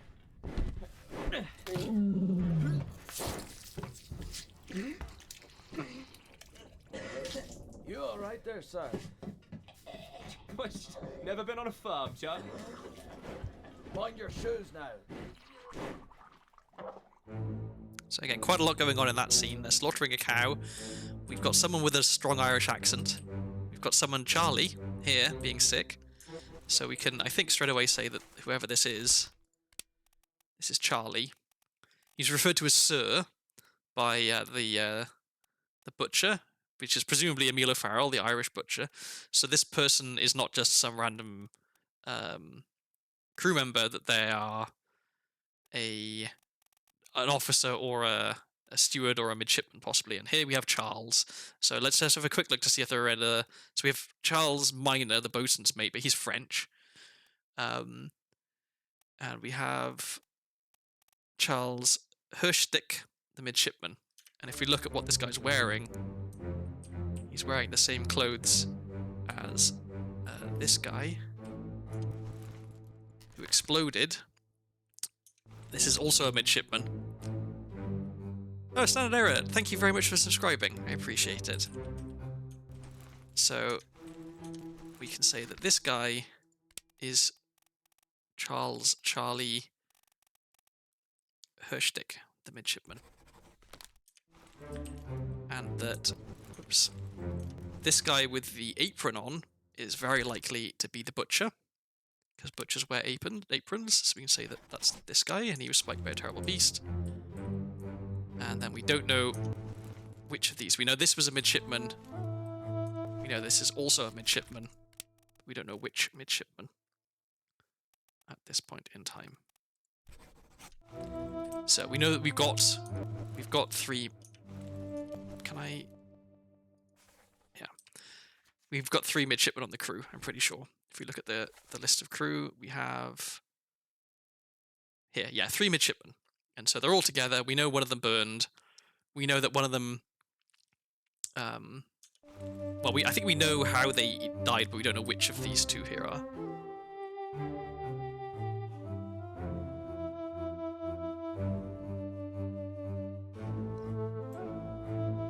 Oh, I missed a message from Nemo, sorry about that.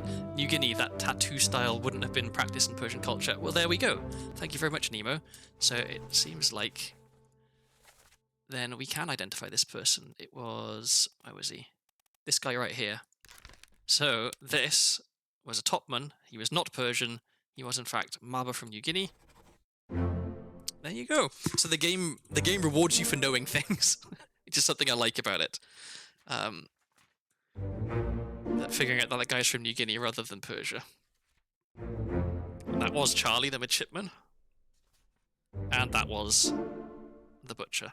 So on my first playthrough, what I did was, when I knew for certain who two people were, I would save putting in a third person until it was someone I wasn't sure about.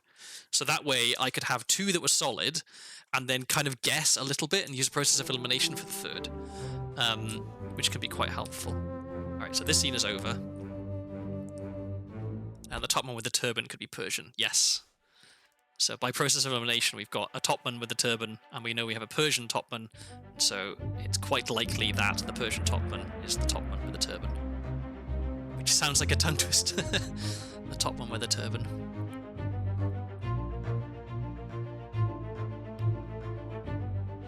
So that was the cow being slaughtered. Now it looks like, unnoticed, down this end, there's a dead person. so we can figure out what happened here.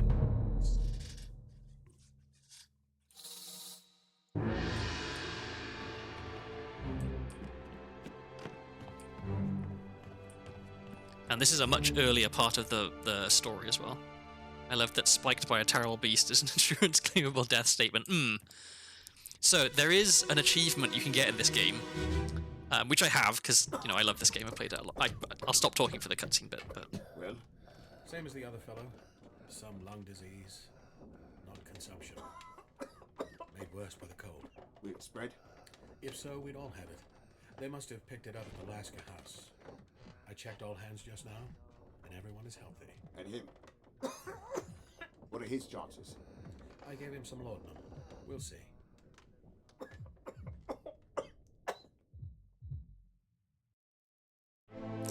so this is somewhere where I googled.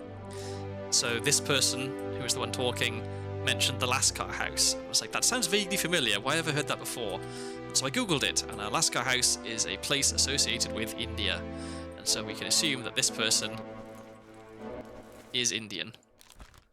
So we don't know who he is yet. This person, apparently now we can identify. So if we look at where we are here in the surgery. This is where we are. So we're in the surgery. This guy here is talking about medicine and laudanum and stuff, and so this guy must be, surely, Henry Evans the surgeon. But we don't know what happened to him. And this is another place where if you've been paying attention playing the game, the name Henry Evans should be familiar. He is the person who sent you the book, and he wants you to send the book back to him in the French Office of Affairs in Morocco. So we know that Henry Evans is in Morocco. So we can actually potentially fill that in right now. This guy looking very at ease in the surgery. I think we can make the inference that this must be the surgeon's mate. Because why else would he be so comfortable sat in here? We don't know who this guy is, I don't think. Not just yet, although apparently we can figure it out. So in the portrait, he's got a fancy hat on, and he's standing with the other people with fancy hats. So we know that this is the second mate, this is the first mate, this is the captain.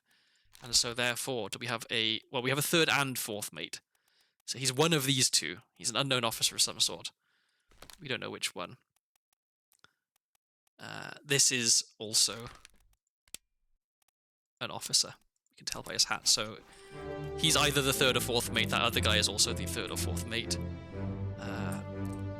And then here we have more dead people. Was that the monkey on the shelf? Why can't I see the monkey? Oh, there it is. Yes, there's the monkey.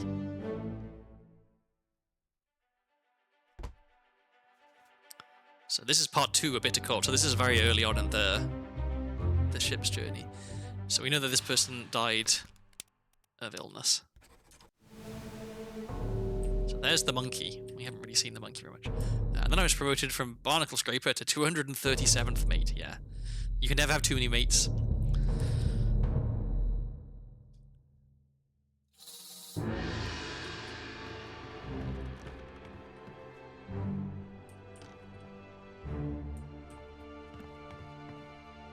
So it seems like even before Attack of the Crabs and the Kraken, people were dropping like flies on this ship. Not a well-portended journey.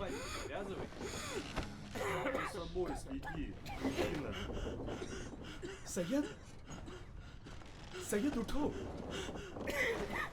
Good bilo.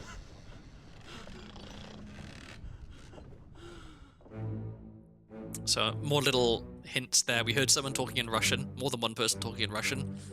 And so we could assume that if we look at the crew list again, there must be some Russians on board. And indeed, there's a topman and 2 seamen. So 3 Russians, that's these 3 people. We don't know which is which right now. And we also heard these people. And they referred to this guy in the hammock as Sayed. So this is Sayed, who is probably from India. So we have 4 guys from India Here's Solomon Syed. Very interesting thing that I did not pick up on my first playthrough until quite far through. If we look at this guy, and we look him up in the list here, Solomon Syed, he's number 54. His hammock number is 54. This hammock number is X right now, so we can't see whose hammock this is. But we can see this hammock number is 51. So if we look at this guy, we can see that this guy who died of illness, 51, this guy from India. So the numbers on the hammocks are their numbers in this book. And then by a process of elimination, 53, there's no one in this hammock, but this guy has got out of his hammock to check. And so this guy must be 53. And so then by a process of elimination, we've only got one other Indian crewman, which must be this guy. So here we are. This last guy. There we go, 3 more. And so little things like that. People from the same place tend to want to stick in the same part of the ship. People's names, the way people talk, all this stuff goes together to help you figure out.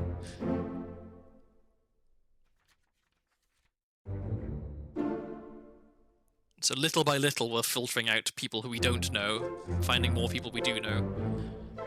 Which helps in 2 ways, so like eliminating people means that, okay, we know that this other person can't be this guy because we've already identified this guy, but it also helps in cases where someone was killed by someone else. That you can see who did the killing. And so this is a scene which we're going to come back to, because here we've got other numbers that we can figure out stuff from. So if I can, I will spend a little bit more time in this scene before leaving, because there's more to see here. 22 others were present in this scene. And we know that Solomon Syed died of illness. Okay, so before I go out through the door over there, these 3 guys sat around here are the 3 Russians, we think. And so number 47 has this pipe in his bag. And so maybe we can figure out, well, first things first, if we look at the sketch, does anyone just have a pipe out here? Because if they do, then it is possible that they're the person we're looking for. These guys, I mean, not to racially profile, these guys do look pretty Russian. We already know that this guy's a topman. Was there more than one Russian topman? There was only one Russian topman. And so this is, I mean, we can double check, but it was this guy, right? This is our... No, it wasn't that guy. It was this guy? It was that guy, yeah. An unknown topman, but actually the Russian topman, because he was speaking Russian. And we know that he was the guy who was shot by Emily Jackson later. And so then we know that these 2 other guys are topmen. Not topmen. These 2 other guys are Russian. We don't know which Russians just yet. We just know that he's this guy, and he is another unknown seaman. We know that one of them is 47, so I guess we can double check that. That if we go here and look at which number 47 was Alexei Toporov. So yeah, 47 is the guy with the thing, and yeah, just before he was shot, he killed someone. So this is another thing where you have to kind of go back and fill in the blanks once you know who someone is. This scene. There's a lot of bed numbers here, so we've got 40, 41, 39, 59, and 38. So we've got 38, 39, 40, and 41. So if we look here, starting at 38, 39, 40, and 41, this is all 4 of the Chinese topmen. So we know that these are their bunks. And we've also got 59. 59 is George Shirley. So we can't really tell much about him. So all the people here have their faces covered. So you can't actually zoom in and identify who they are because you can't see their faces. Playing cards. Is that a Balatro reference? I think this might be pre-Balatro. Possibly. This 1807 ship on the ocean. So here we have another little bit. This person has a tattoo on his arm. His number It's 37. So if we look here, this guy seems to be showing off a tattoo on his arm. So he is number 37. Timothy Boutamont. And he was shot by somebody, but we don't know because we'll have to go back and check that to see if it's someone we actually recognize. Anything else that we can do here? So this is number 36. We can't, I think, tell that much about them. I'm trying to remember. So I know that there's someone around here who has... Does this have a number? 42. This is number 42. Someone around here has a fairly big tell as to their identity, and I'm trying to remember if we can see it in this scene or if it's in a later scene. I think it might be in a later scene. But anyway, we figured out quite a lot of good stuff there. You know that all 4 of the Chinese sailors are here, but we have no way of identifying them just yet. We do. I know that we actually do, but at this point I'm going to pretend that we don't, because it's, like... I think it's the one thing in this game where figuring it out is bordering on being a bit bullshit. Because it is quite difficult. So that's a bitter cold, which contains a ton of information for something that happened so early on, and was so... kind of almost inconsequential, right? It's just a few people dying of illness. And a cow. So now we can go down to this area. Even further down. Can have a look in here. Oh, that's interesting. There's some flies. I wonder why. This is another one that's very easy to miss.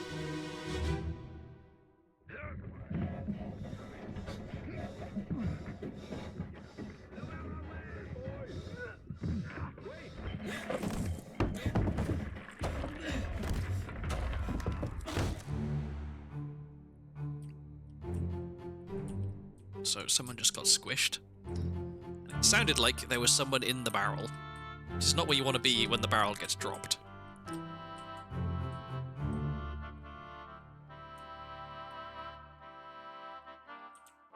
So, a lot of people here. And this is very, very early on. This is we are loading the ship, so this is possibly before we've even left. So we can see all of these people. This is the guy who got executed later. Guarding this room, and we know that this room is the room with the shell in it that we saw Nichols trying to break into. Looks like someone dropped something.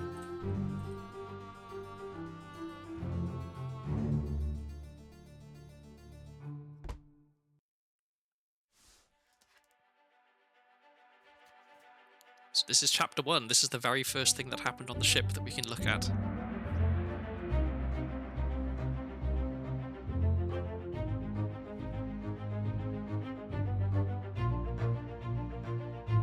Unidentified stowaway was killed. So we don't actually have to identify who the person who died was here, because they're just a stowaway, they're not part of the crew. This person was, so we have to figure out who are they and what happened to them. This is another one of the more difficult people to pin down, if I remember correctly.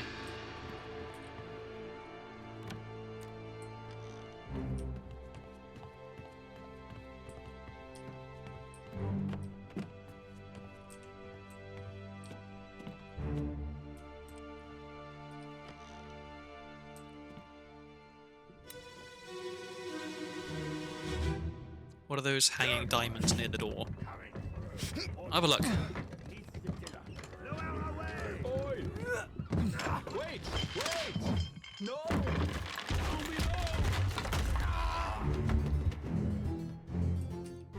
So I definitely heard an accent there. There's diamonds hanging on this, so these... I don't know. They could be some kind of float. Maybe they're lanterns, possibly, for the Formosan party. Does anyone recognize these? The fact that they look angular is kind of odd.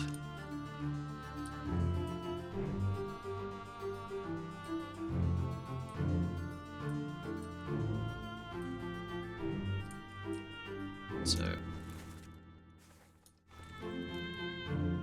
I guess we can't see who that is. Can we see? There's a person there. Oh, that's Braddon again. He shows up all over the place.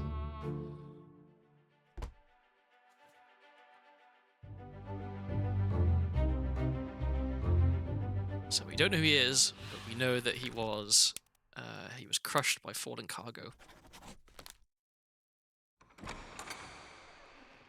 Alright, so I think that's all we can get from that. Obviously there was a lot of people present for that, but we don't have anything to identify them just yet.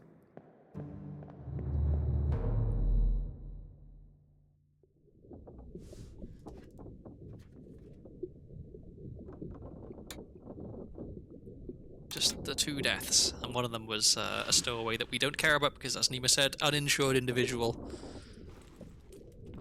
Okay, so that's that area.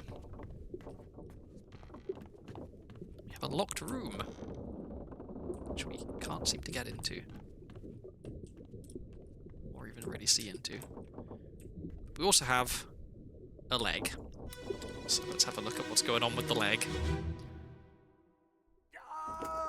Keep pressure here. Hold him down. What madness is this? 20 years my steward had never a doubt on your sanity. Explain yourself. Those ungodly beasts carry a curse! Throw them back or doom us all!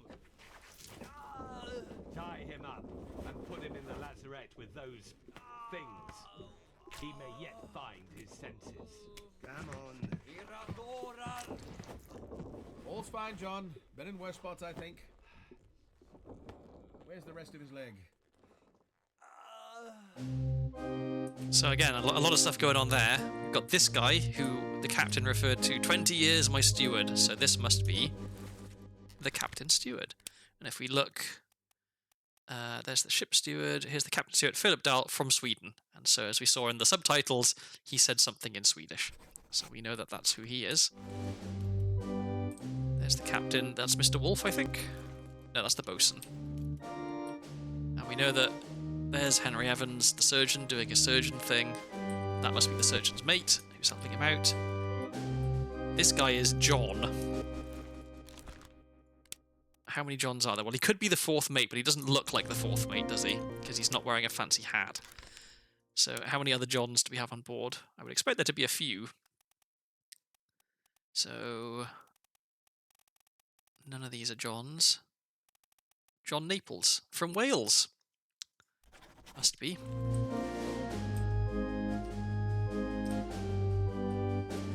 And meanwhile, there's some people looking around. There's our butcher.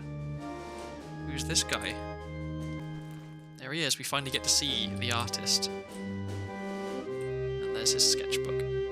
And meanwhile, it looks like there's a dead person here, so I guess we're coming up here to inspect this later.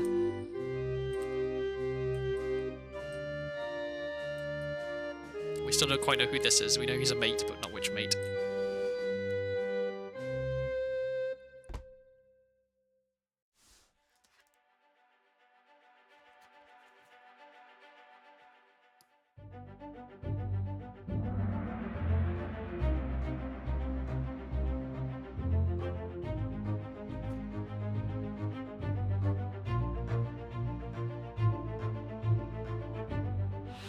So we know who he is. And we know that he was killed with a sword by the captain's mate. No, the captain's steward, sorry. Which was here. There we go, 3 more. So making good progress. We're ticking things off. So where we need to be worried, and this is probably going to happen at some point in this playthrough, is when I think I've got 3 correct. And I click in the 3rd one, and it doesn't complete, because that means that one of the ones that I put in was wrong.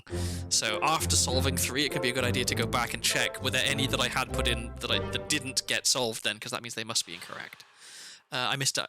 How did you get Emily's name? Oh, so there's two different scenes where you can see the two female passengers who aren't the captain's wife.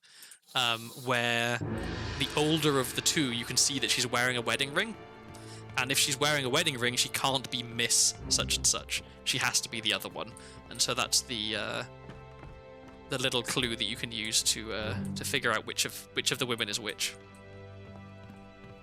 Because, I mean, you could just assume, well, the younger one is going to be the miss, but the fact that the older one is explicitly wearing a wedding ring, you can figure it out.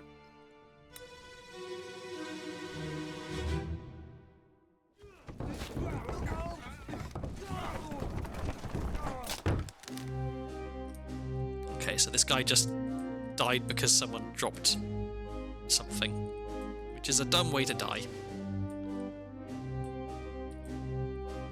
And it looks like there's another dead guy right here. So right now we have these two people. So these are our American carpenters, in case we needed an additional clue. We heard them talking earlier, and they both had American accents. We still don't know which is which.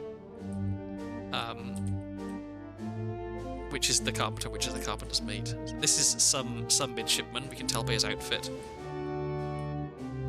And this is the sketch artist. This is the butcher. So we're getting to know a fair few of the people in these scenes. There's a lot of people standing around watching all this. Silly as it sounds, dying used to be much more common. Yeah, it's true.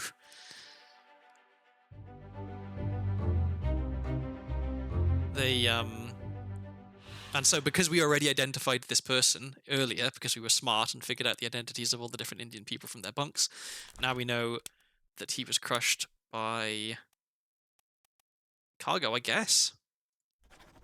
Would you call that cargo? Most of the playthroughs I've seen use the younger versus older to name them. I only recently noticed the ring. Where are we looking up there?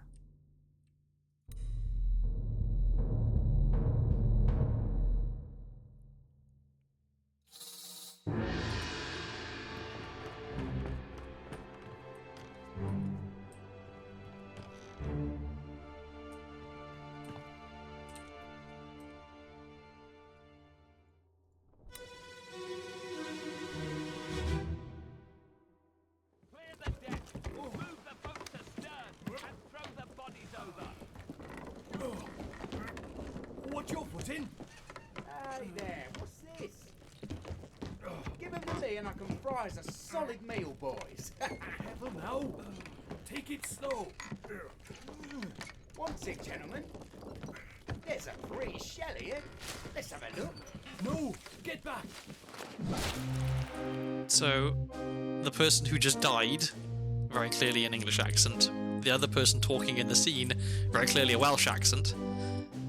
And we know that this guy, John Naples, was Welsh, so he was the other guy talking. This guy talked about cooking them up, and he here seems to be holding some sort of tongs. And so a reasonable inference to draw from that is that this is the cook. And we don't have a cook's mate, so he's just the cook. We have all the midshipmen standing around watching. We have these stewards also standing around watching. Meanwhile, up on deck, quite a lot of stuff happening. A lot of dead bodies. So this guy here, this is the bosun. This guy standing next to the bosun, apparently we can identify him. People tend to stand near the people they're with, and also I remember from an earlier memory that the bosun, when asking about, like, where's my Frenchman, his mate, that they said, oh, he's been torn to pieces by the monster, and we saw this same person being grabbed by the thing. So I think it's fair to say that this guy is the bosun's mate.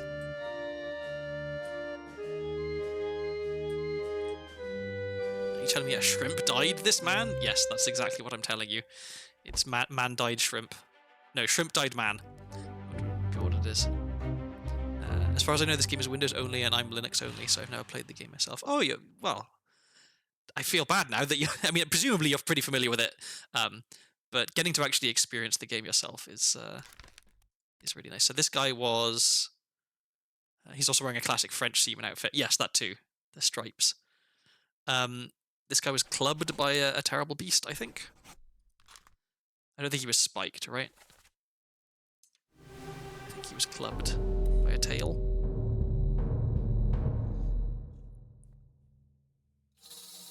In fact, maybe clubbed is the wrong way to put it then.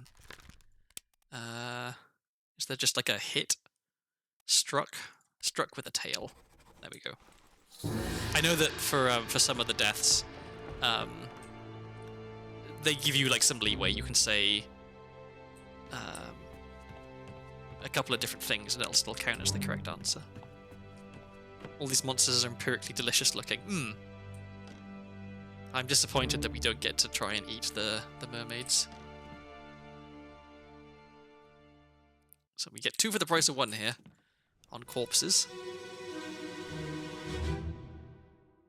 Lift this out and take it below. What the hell is going on? What do you know about these things? About the chest and your dead friends? 这是虾米？回来，全部供出来。拢是恁害啦！迄个害的较对人无顾好，是人温死的啊！He talk about a shell. Very dangerous. Shell? What shell?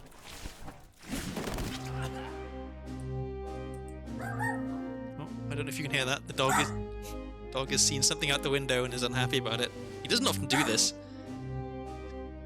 It's kind of a rarity. It's a treat. Okay, calm down. Calm down. Okay. So, this is one of the Formosans, and he was spiked by a beast, it looks like. And so was this guy. As we can see that it went right through, so that's why there were 2 corpses. And there's a whole bunch more. I'm gonna have to. Sorry, I have to go and deal with the dog real quick. 1 second. I won't bother putting the BR back screen up. I'll just I will go and briefly try and calm the dog down, and might mute my microphone. I guess if I have to tab out anyway, let's mute myself. I'll be back in just a second.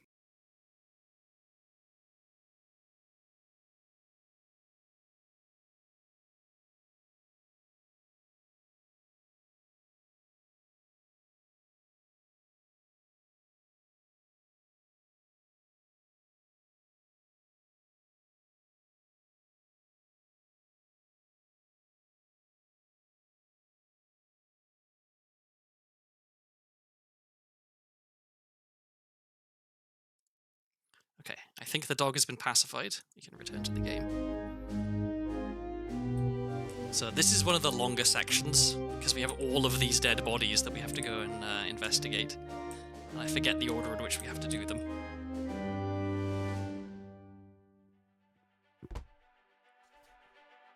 At some point relatively soon, I'm going to need to give the dog a meal, because otherwise he'll get hungry and sad.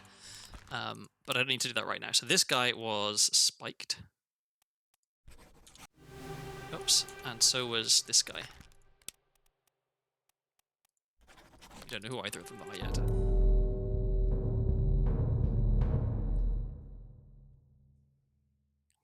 The Obra Dinn Dishes of the Sea. Yeah, there should be a tie-in cookbook for this game. So that was all of Unholy Captives dealt with. 5 deaths.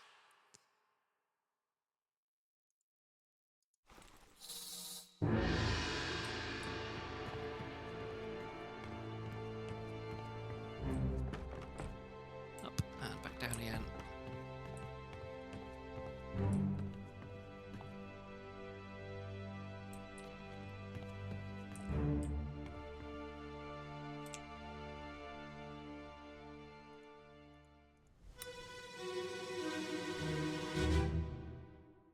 Ahoy! Hell back! The captain! Ahoy! Wait! Don't shoot! I have treasure! I yield! Hold your fire! Well, someone wasn't listening. So this guy, I think we know is, yeah, Nichols. He was shot by this guy who's one of the Formosans. We don't know which. We know we've identified this person, we've identified this person. We don't know which of these two is which. So that's what happened to Nichols. And then we have... This is her, she's died apparently. And we also have some mermaids in this boat. And this right here, this bag, looks like the bag that previously held a pipe, which we knew belonged to one of the 2 Russians. And then up there, is that the captain? It's hard to tell. You know someone said don't shoot. I guess he was the one who said don't shoot. This person, they're an pardon me, they're an officer. We don't know which officer, but if we look at where we're standing right now, so we're standing right outside the purser's office, which is also the 2nd and 4th mate's office. So we're down at the waterline, so we're here. But if we were to look up, we're actually outside the 4th mate's sort of cabin. And so this unknown officer must be the 4th mate. So little things like that, you can figure stuff out in the game. Who's in what room? All of the information is there. That's the thing I love the most about this game, is that they really like Lucas Pope. I say they. It was one person made this game. He really like made sure that all the information is there. Put things there deliberately. Really put thought into it. I just love the attention to detail in this game.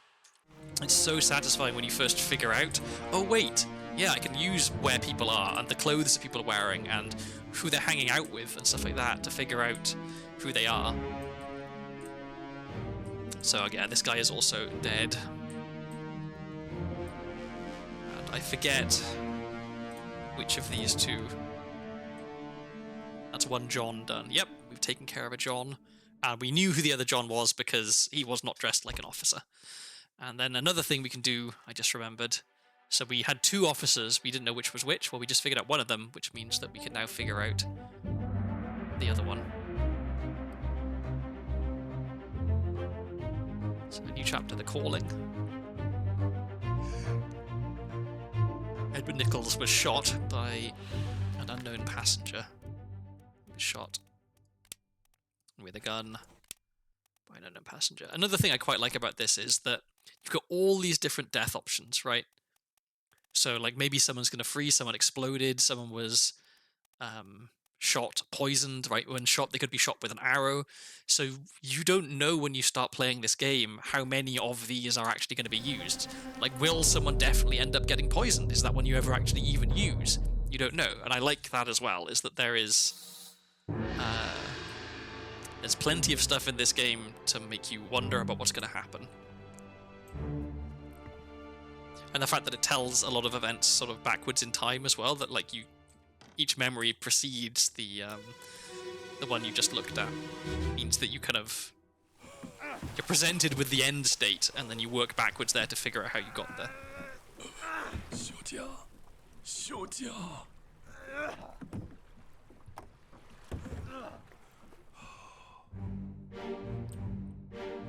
So another hint in case we needed it, that this woman is Miss Lim. She seems to be dead. Nichols here is hauling dead mermaids into a boat for some reason. I'm actually curious what you call this guy's death. I've seen 2 working options. This was a weird one, because what actually is happening here? What's going on?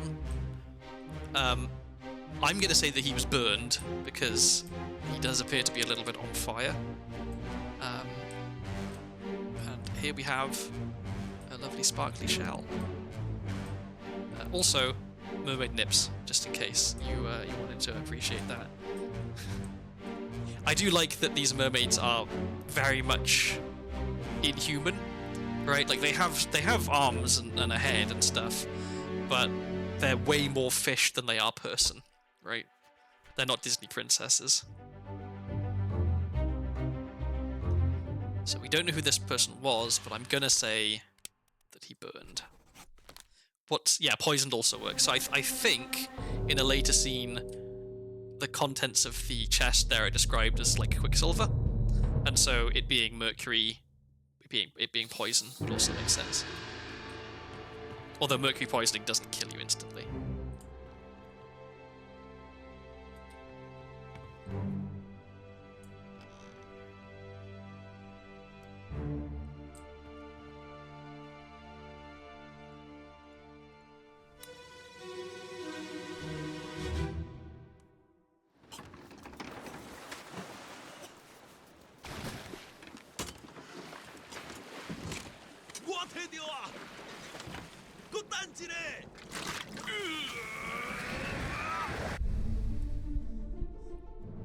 So, he's sticking his arm in there, I guess, which we know kills him.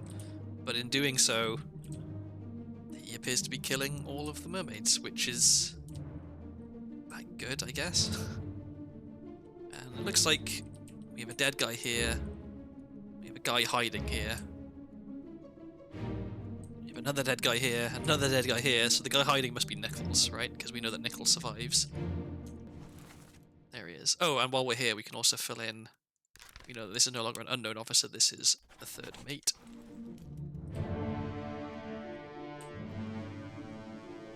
But yeah, we don't know who all of these people are, but it does look like they've all been... Okay, this person's been stabbed with a knife, but this person was speared.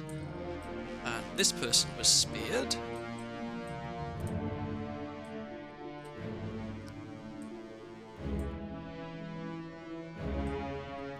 Little Mermaid's doing 360 no scopes, classic moment. Yeah. I wouldn't mind. Whoa, that was weird. I backed into the smoke. Lovely graphics. I wouldn't mind a version of the Little Mermaid where she's like fully a monster. But then again, monster girls are kind of fun. I'll leave it at that. So we don't know what happened to her. She just seems to be dead. So we've got more corpses to inspect. After I've done this batch of deaths, I might feed the dog. Nichols, sir, shoot them for God's sake!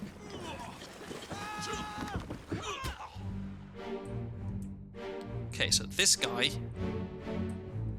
sounded Irish. Was telling Nichols to shoot them for God's sake, because Nichols is being useless, I guess. And he just got knifed by this dude whose name we still don't know. So the game seems to think we can figure out who this is. So he sounded Irish. So he could be the second mate's steward. Well, the second mate is Edward Nichols. So it would kind of make sense that if the second mate was on this thing, then his steward would be too. But let's just have a quick look for any other Irish people. There are none. So there we go. We only have one Irish person left. It's that guy. We know that he was stabbed by this dude who is currently unknown. Looks like they've lost their oars, which I'm not a sailor, but I'm pretty sure. Oh wait, there was a seaman. Did I mess up? Well, he's dressed as a steward as well, so we know that he's a steward. But let me just double check, because I didn't think I saw one. Oh, here we are, Patrick O'Hagan.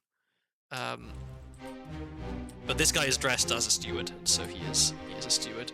Here's our guy with the pipe. So we know that this is one of the Russians. This guy, we heard someone say O'Hagan. Oh, and this woman, we now know how she died. She was clawed by a terrible beast. So this guy is being grabbed rather than just falling overboard. So we can say that he will have been drowned when he dies. And we heard one other bit of dialogue. O'Hagan, are you still breathing? So he was knifed by someone we don't know who yet. So we heard. I guess I can't look at it right now. We heard him ask, O'Hagan, are you still breathing? And O'Hagan must be this guy. Because we know that that's a Russian. We know that's not O'Hagan. Oh wait, could it be that guy? Maybe it could be that guy. We know that there is an O'Hagan present. Keep rowing! Where is it? There! Something there! I see it! Give us a weapon! Shoot it! My kid eye! Pick up the oars and row, you fools! So, we now have a name. We heard the woman refer to this guy. So this is... Ben. Yeah. And he burned to death.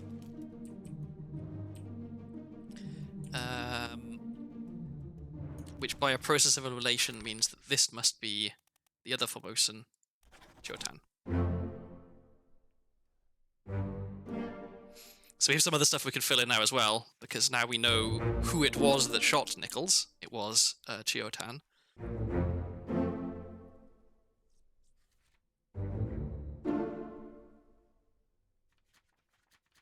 So I find it a lot easier if I fill out information as soon as I get it, because otherwise I do tend to forget. But also, the more people you can identify, the easier it gets later. So we know that Nichols was shot by, not an unknown passenger, but actually by... Wait, I went past it. This guy. We know that the bosun's mate... Oh, I guess we haven't had the opportunity to put in how he died yet. Anything else we don't know? So Paul Moss was killed by someone we don't know who. The second mate steward was knifed by. We do now know who it was. This guy.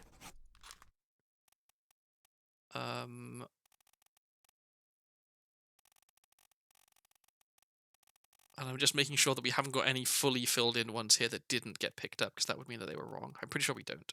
Yeah, okay. So that guy just got speared. That's Nichols. There's our pipe man. So this person here is getting dragged overboard to drown, presumably. There's the knife that this guy ends up picking up. He's cutting his ropes on this spear that was thrown. So I'm going to go ahead and say the only person that this makes sense to be is O'Hagan, because he asked, O'Hagan, he's still breathing, and the only person who was there who could have been O'Hagan is this guy. So let's say that this is Patrick O'Hagan, and that he was speared by a terrible beast.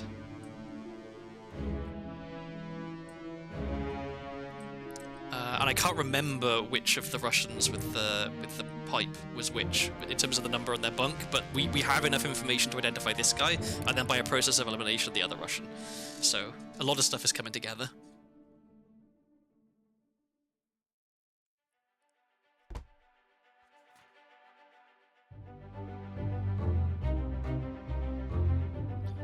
So we're going to say that this guy was speared by a terrible beast. And there we go. 3 more.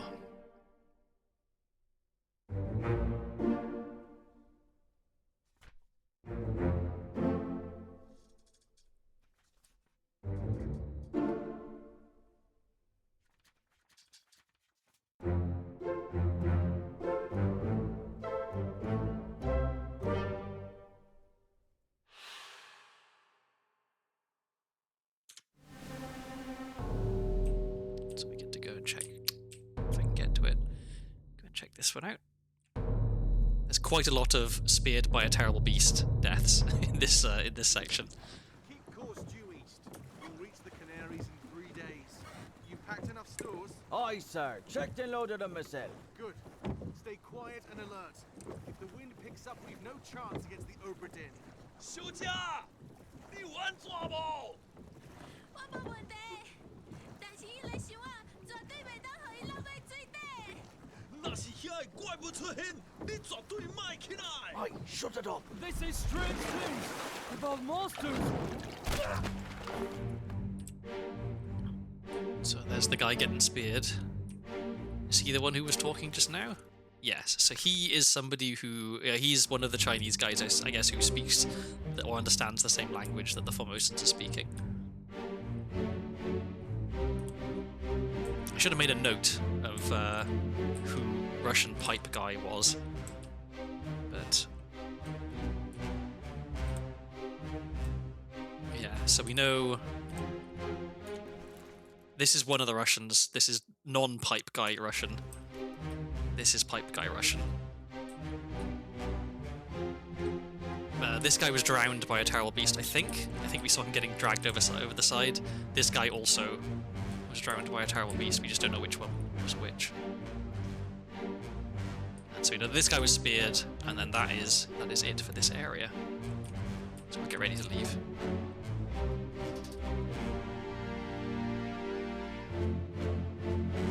I want to say again, just how good the music in this game is. It really is fantastic.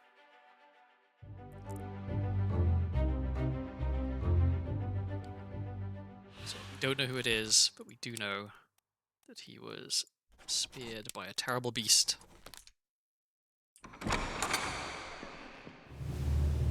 What other games has Pope made? He has made Papers, Please, which I'm sure you'll be familiar with. And I checked relatively recently what he'd been up to. So he had been making a game for a kind of a weird... so those are our two Russians that we actually... We know what happened to them. They were drowned by a terrible beast, both of them. Whoops. But yeah, Lucas Pope was making a game for it's like a weird handheld console which has like one button and a hand crank. It's designed for people to make very, very simple games on. And he was making a game for that, but I don't know if he's got anything else also cooking. Because I'm very interested for whatever it is he does next, because to do Papers, Please and then this, two fantastic games, yeah, impressive. Okay, so let's go and figure out which of these two is which. So we want to go back to a previous memory, which was in this area, I think, and it was...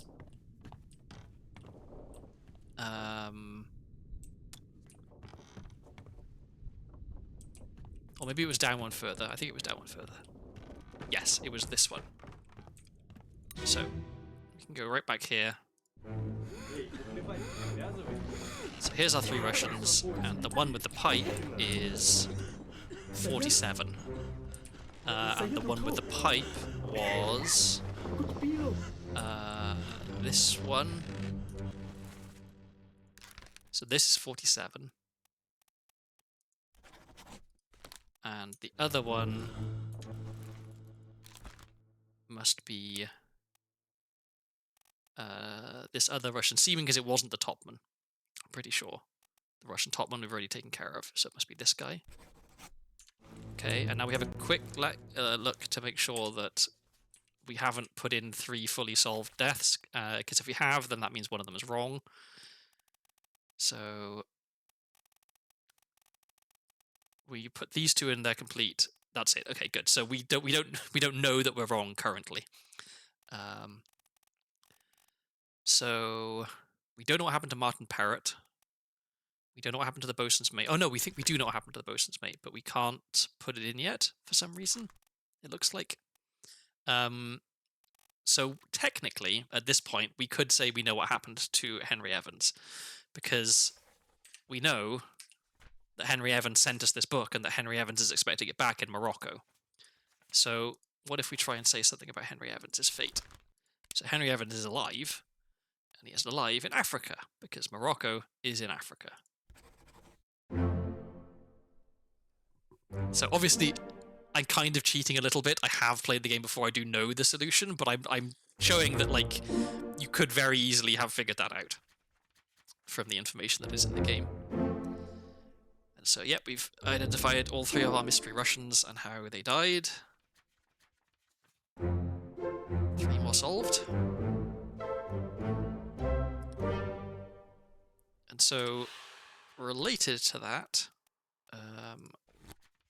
so we know that this guy was stabbed by someone we don't know who, but we do know who because it was this Leonid Volkov. So let's put him in. Leonid Volkov, who was a topman, I believe.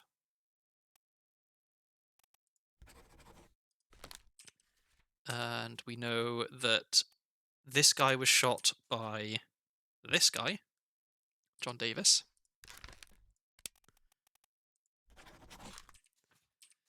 And we know that this guy was knifed by Christian Wolff. So do we know which midshipman this was?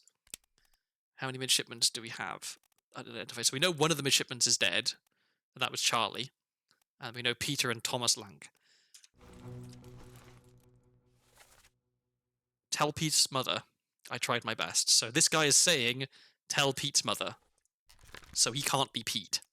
He can't be Peter Milroy. He must be Thomas Lanka.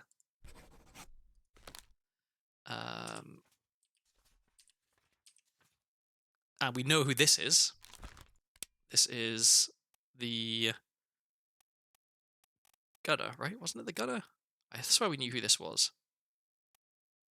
I thought we'd identified this guy. Maybe we hadn't.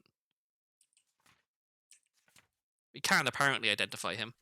We have the information required. But what I was going to say is that we also know, by a process of elimination, I guess, this guy was last seen getting him into a boat with all these people. And he's alive in Africa. So maybe these people are also alive in Africa. Okay, so I know that one thing I've put in is wrong, I think, because I had to put both of those in. Those two are correct, right? But one of the other two fates that I had quote-unquote solved is wrong. So we need to go back and check.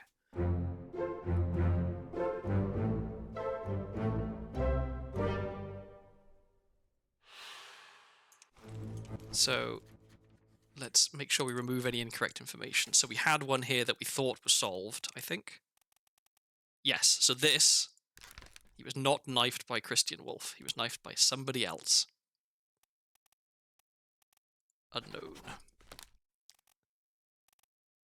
But other than that, we seem to be okay. And then we also know, I guess, since the two women's fates were correct, that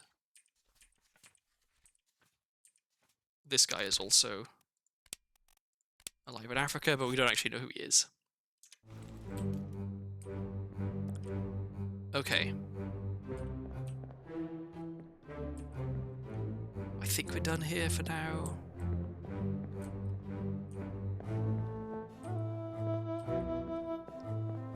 So I think there's not very many memories left. Racking my brain, ironically trying to remember.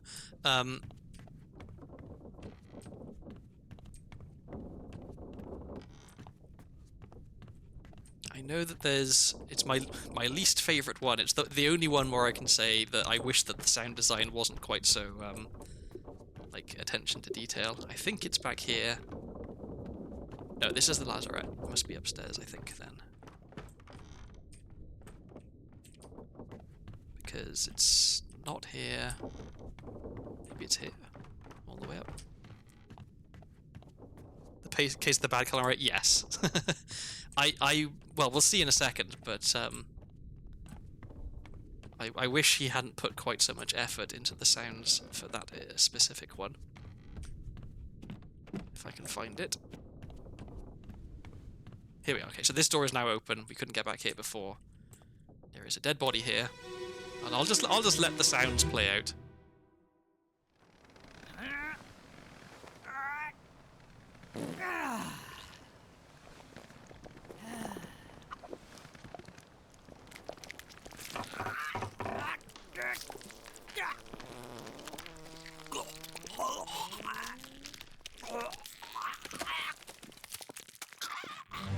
So we get some high fidelity pooping noises, which is just what you want in your game. So this looks like the first person to get killed by the Kraken, possibly. He was just having a sneaky poop off the side of the boat, as you do.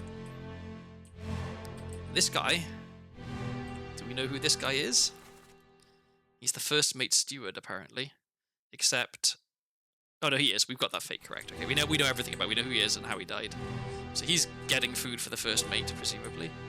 Got some more people asleep here, so we can maybe look at their bunk numbers and figure out who they are. Got these two guys having a chat. We can't see who this bunk number is, but we can see that's 41. So presumably one of these two, probably this guy, is 41. And then here we have third mate, this unknown person. Does seem to be carrying food for the third mate and is wearing a steward's uniform, and so I'm going to call him the third mate steward. This is an X, so we don't know whose bed that is. This is 56, so maybe we can figure something out from that.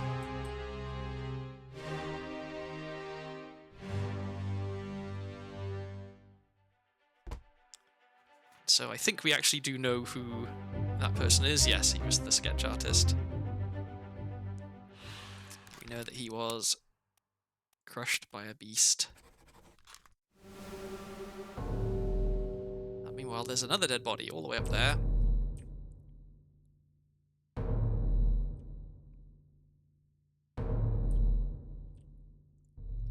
So who's this fellow and how did he die?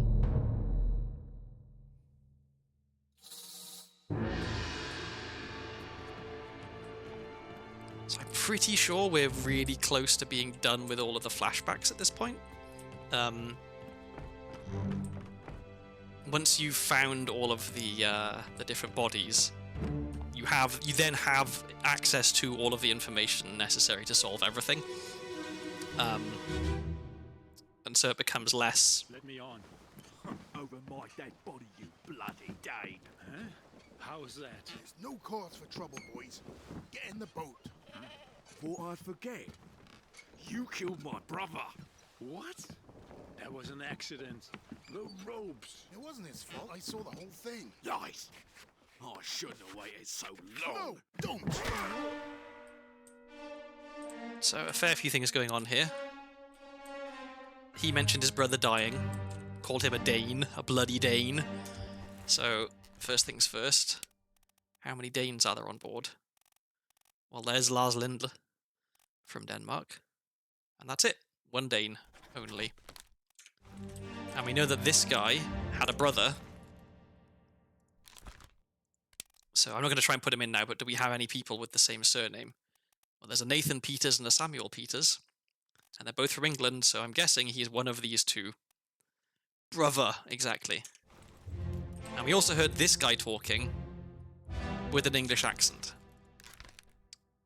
And so, I mean, there's a lot of people who are English, but we can at least say that he's probably not this guy from Sierra Leone, or Sierra Leona, as it is here, because he was speaking with definitely a British accent, so he's probably Alexander Booth or George Shirley. This guy,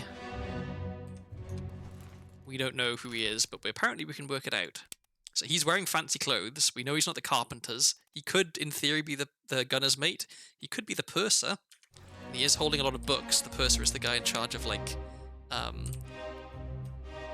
paying people, basically, looking after the money.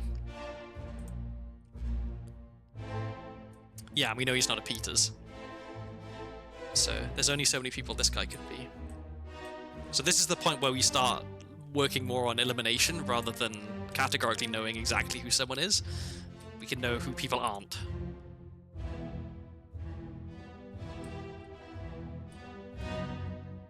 And then we also know that this guy said, oh, my brother died, you killed my brother. And he's like, no, it was the ropes. So now we know, I guess we know half of the identity of the person who was crushed by the falling cargo earlier on in the story. It is the guy's brother. So this guy was clubbed by an unknown seaman. Unknown seaman, obviously something you want to try and avoid. Tiki.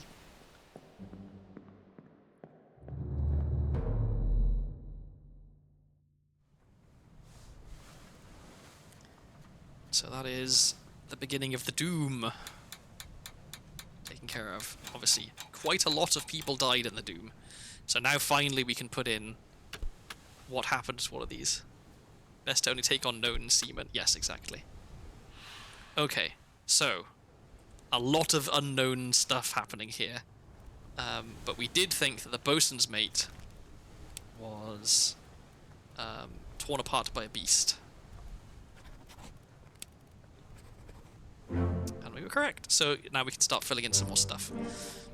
So that's one thing that about this is that until you've got to this last, like the conclusion section of a chapter, you're not allowed to say how people died. So even though we knew who that guy was and we knew how he died, we couldn't actually fill it in until we had uncovered the necessary memory. So I think that might be it for memories, and now we're just kind of in mopping up mode. But I could be wrong. Maybe there's more all the way downstairs. So I don't actually remember now if there's one missing where it is. Let's go all the way down and have a bit of an explore down here. So, okay, so we can't go in there. We already did the leg. Oh, I think I remember, actually. If we look in here... We did that already.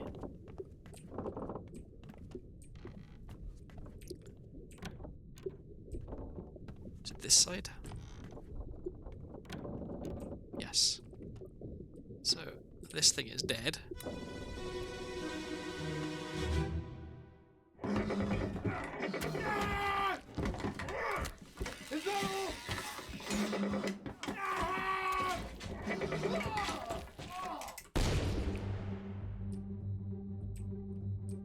Well, this guy got pretty stabbed, but he then also shot the crab monster with the giant gun. So, you know, fair enough. This guy here has a fairly large sword. And that's Mother. Don't know who this guy is, but it looks like it's the same guy who was escaping on the boat, because he has that same dangling neckerchief kind of thing. So this is the British guy.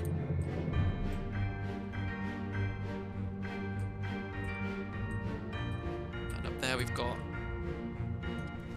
the bosun's mate, who, yeah, we know what happened to him now. And then that guy as well. That is... Oh, yeah, this was the guy that we thought was from Persia, probably, because he's wearing a turban. And is not Chinese, and I think we only have Chinese topmen left.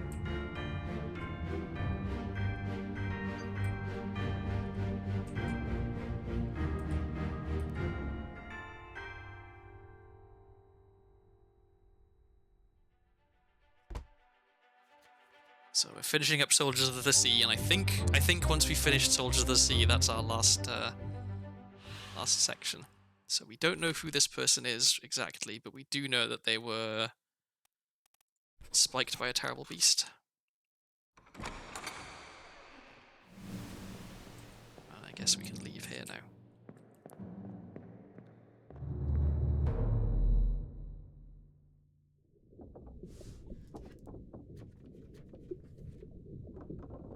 So that's Soldiers of the Sea finished. I think that's all the memories now. So I think now we just go back and revisit stuff and remind ourselves. There we go. It's begun to rain. So this is how the game lets you know. Oi! Get in there somewhere! Storm's coming! Finish your business and climb down here! So at this point, if you want to, you can just get in the boat and leave. You can not solve things. You're allowed to not solve things. You don't get the good end if you do that, but you are allowed. Okay, so let's have a quick look. Are there any things we have here where it's like this person was stabbed by an unknown person? Because at this point, maybe we can... We don't know what happened to him. This guy was knifed by someone we don't know who. Okay, so... Yeah, we don't need this tutorial at this point. Okay. So he perished in the Escape Part 6, so let's go back to there. And this was... yeah, getting stabbed. It seems like the chance for a good ending has long since passed. That's true. Was it up one? It was up one. So he got stabbed in there, and he got stabbed by this guy, and we don't know who this guy is. But we know that he was killed by this guy, and we do know who this guy is, I think. Right? Why can't I... Oh, I'm not in a memory, so I can't look. And we know that he was in this room with these people. So maybe this is the best place. So yeah, this is the guy who stabbed the other guy. Do we know who he is? Well, he's standing next to the gunner, and he seems to be wearing a hat, so he is possibly the gunner's mate. And so that would mean that... where's our guy who overheard it? This is the guy who overheard it and got stabbed, the midshipman. And he was knifed by the gunner's mate.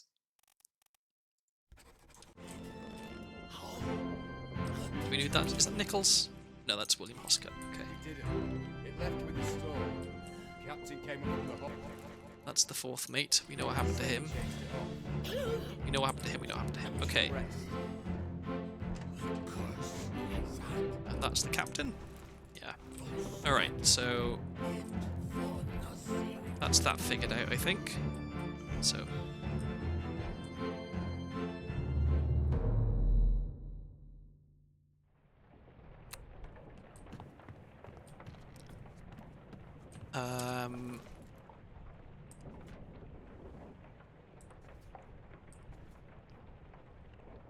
this guy was shot by the fourth mate.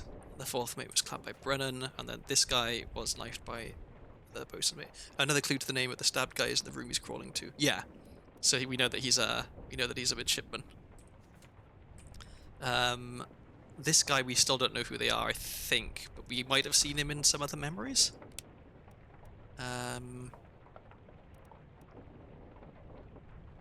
Let's bookmark all his memories. He's in 6 memories. So let's go to the first one, I guess.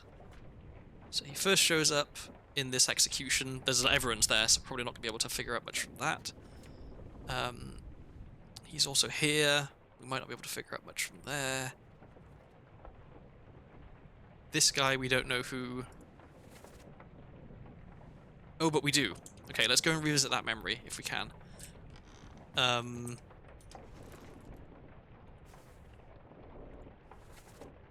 So we want to go here. So this is the gun deck.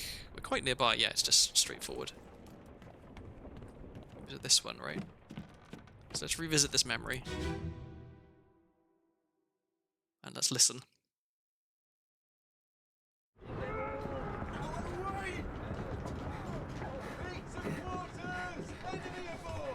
What's going on? Stay back. It's already done for Nick. Hey. Come on, boss. No, get there. Hey, cat. So here's our 2 American voices. And the guy who died, this guy, if we look at the thing, so this is the guy who died. He says, "Come on, boss." So we know that our 2 Americans were the carpenter and the carpenter's mate. This is the guy saying boss, so he is not the boss, he is the carpenter's mate. So that's 3 more.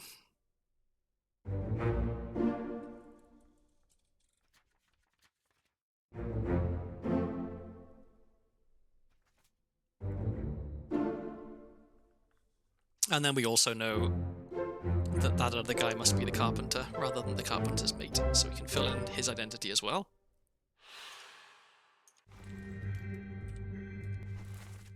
So this is the carpenter. Here we are. And so now we're really, really eliminating stuff. Do we know who this guy is? We know that he's alive in Africa. Do we know who this guy is? This is the 4th mate. So he's near the 4th mate. He looks like he's dressed like a steward.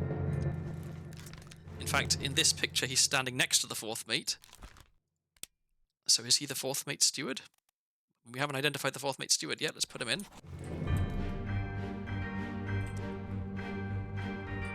I'm still... oh, who's this guy? Oh, that's our Dane. We know that. Anything we're missing up here? We know that that's Nick, right? We don't know who he is.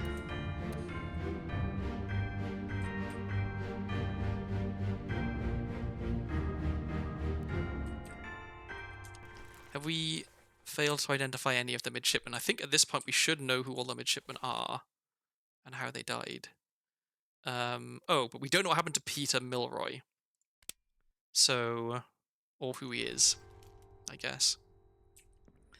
So all we need to do is find the one midshipman we don't know, and we know that must be Peter Milroy. So, is there an unknown midshipman anywhere in this scene? No, that's our brother, one of the brothers. We don't know what happened to him. Let's exit this memory for now. Oh, that's the wrong door. Wait, is there anyone back here? No.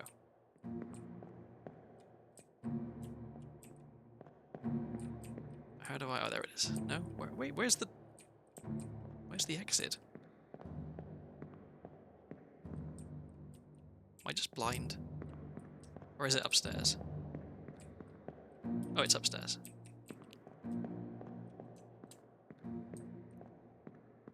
Okay. So we filled in a bit more information there. So let's try and figure out who that other midshipman was. So if you look at our picture, so we know... I think that's our unknown midshipman, because there's a midshipman who exploded. Oh wait, no, okay, here we are. Here's the three midshipmen together. So no, this is Thomas Lank, this is Charles, so this must be the third midshipman. Peter Milroy, who was blasted by an explosion. So there we go, another three.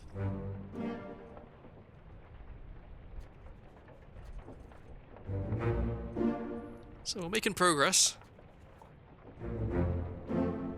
We got our two carpenters. And there's Davy James, who is in fact the fourth mate steward and is alive and well in Africa.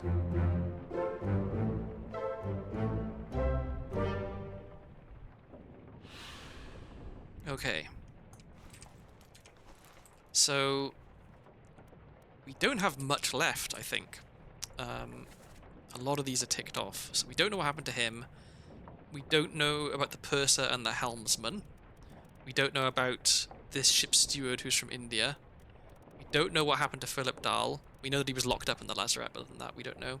We don't know what happened to our Persian topman. We know that Timothy Butament, I guess, was shot by a gun, but we don't yet know by whom, but possibly we do actually know who did it. And we have the 4 Chinese topmen, which we haven't figured out yet. If you look at Pete's death, he's tied to the midshipman who gets knifed later and tells Pete Miller I tried to pull him back. Yeah, that's right. And then we've got Lewis Walker, a topman from England. And we have Nathan Peters. We have his brother Samuel Peters down here. We have George Shirley, Alexander Booth, Hamando Diom from Sierra Leone. So chances are he is one of the 2 black people on the ship, I think it's fair to say. And we know that Lars Lind was clubbed by one of the Peters brothers, but we don't know which one. So we can start trying to eliminate some stuff. So let's go back to where Timothy Butamont was shot and see if we can figure out by whom. So the corpse is the leg hanging outside the window, which is on... which floor was that? The gun deck. Oh, it's this door that's open over here. So let's revisit this memory. He is shot here by Edward Nichols. What a piece of shit. So Edward Nichols shot you with a gun. Slack the lifts and lower the boats! The whole crew will be on us! Give it up! This guy has been stabbed in the leg. Do we know who this guy is? Well, he's holding onto the helm. So I think it's fair to say that he's the helmsman.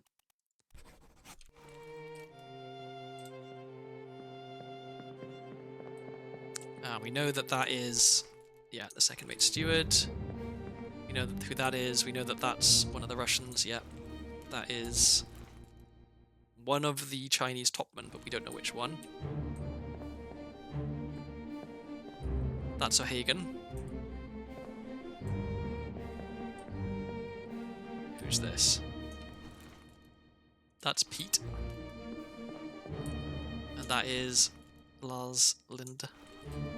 Okay, so we got the information we needed from this memory, which is who shot that guy. So we know that there's... Let's go through and look at all the different stuff. So we don't know who this was. We know it was one of the Peterses. We don't know which. But we can figure out. And I think I remember how I figured this out when I played it before. So let's go back to this memory. This is a very useful memory. So we know that by this point in the story, one of the Peters is already dead because he died when they were loading the cargo. And so we know that one of number 60 or number 48 is dead. And so if we can find 60 or 48 here in their bunk asleep, well then we know that they're not dead. That's 38, that's 59, it's 37. Or maybe it was a different memory then, maybe it was one of these ones and we can't see it. Does this have a number? 42. Yeah, I think I went to the wrong memory maybe, but like you can check one of the other memories. Maybe it's the one with the pooping. Let's go and check that one.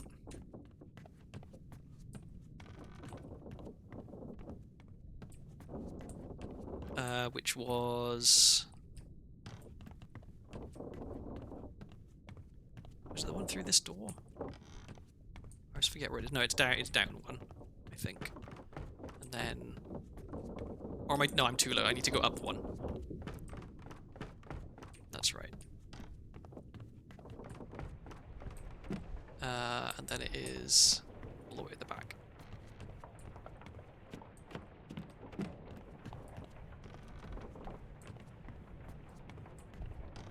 So we can revisit this. We can skip the poop noises. Start checking out some numbers. It's 43, 44. Here's a really big sword, and that's 36. So let's just really quickly check.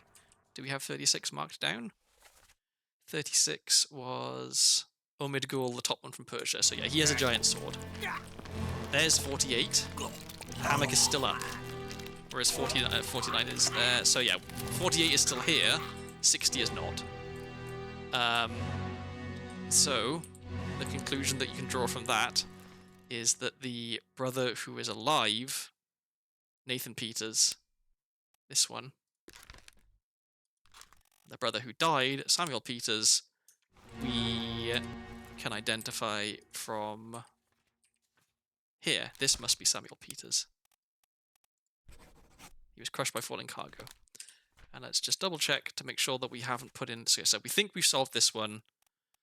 We know that this guy was clubbed now by Nathan Peters. And there we go. Having identified Nathan Peters, we got 3 more.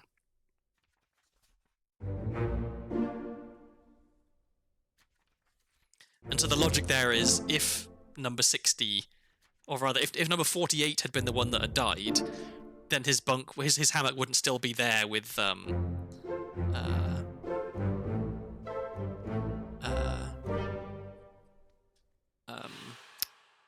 with a number on it. They would have taken the hammock down. You also need to see another daytime memory where they show the hammocks are removed during the day.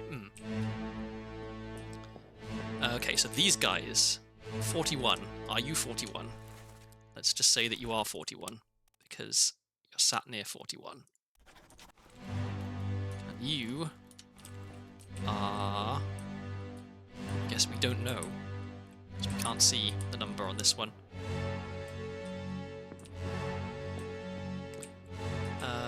But we can maybe process of elimination it. Who do we actually have left who we haven't identified in the book? Because there's not very many people left at this point, so you could be a topman, because you're talking to another topman. You could be this English topman, Lewis Walker. We've identified one of the Chinese topmen, so maybe we can identify the others. So, and also we don't know what happened to quite a lot of these people.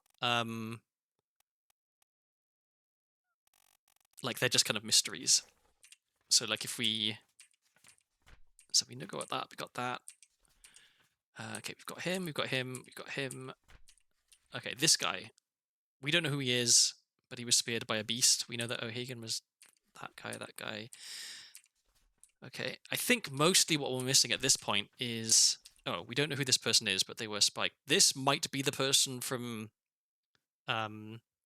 Sierra Leone. Because we know, in fact, I think it has to be, because we know from the other memory that the only other black person on board, unless I'm mistaken, I think there's only 2 black people on board. There's this guy and this guy. And we heard this guy speaking with like a British accent. So I think this must be the guy from Sierra Leone.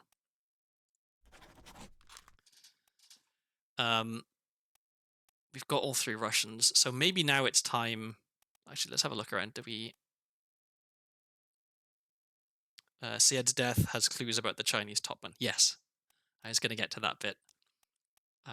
Because that's the bit where it's like, if you know this one thing, it makes it so much easier to figure out who the different Chinese people are.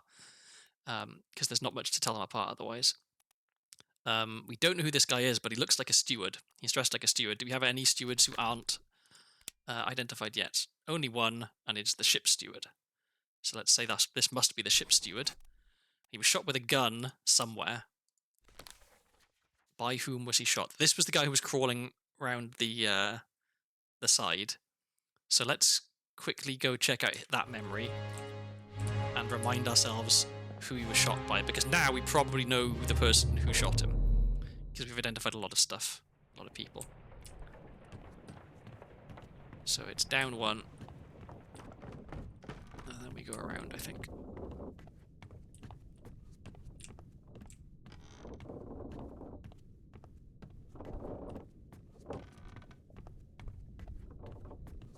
So I'm leaving the Chinese topman to last because I think it's undoubtedly the hardest to figure out. Okay, so we know he was shot, and we know he was shot by that guy. We can't zoom in enough to identify that guy from here. So I think we have to go around to this one.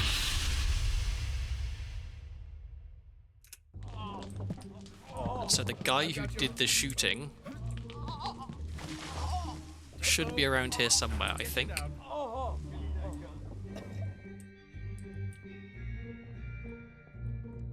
It was him, I think. Was it Nathan Peters who shot that guy then?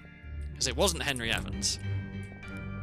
It wasn't either of these two. So I think it was Nathan Peters who shot this guy.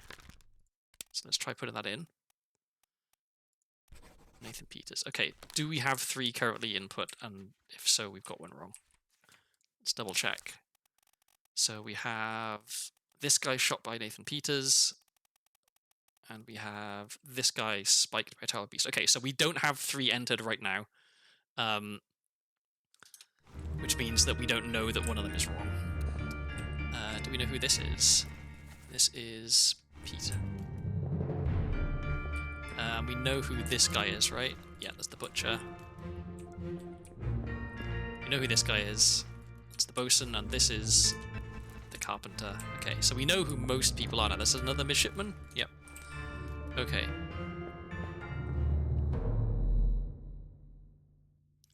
So. Let's keep having a look through. So we don't know who this guy is. We're going to figure him out in a little bit. Yep, we got both of those. This guy was spiked by a terrible beast. Okay. This unknown topman was electrocuted, so he's one of the Chinese topmen. This unknown topman, another one of the Chinese. So we know how all 3 of the other Chinese topmen died. We just don't know which is which just right now. We know that this guy was shot by Nathan Peters accidentally. And then in the Doom, we know a lot of how people died. We know that this unknown soul, we don't know who this guy is, I guess. Except maybe we do, because he was the one who was sat... Was he the one who was sat with the other Chinese guy? I think maybe we might actually know who this guy is. And then we have a bunch of unknown fates. So maybe it would be a good idea to go back to the Doom and see if we can figure out any of these unknown fates. So let's do that. And yeah, I'm deliberately leaving the Chinese topman to last, because the way that you're supposed to figure them out is... I think it's the only bit of this game where I'm like, it's borderline bullshit that you're supposed to be able to figure it out from that, because it's very, very tricky to know that that's the thing that you should be looking for. Before I do...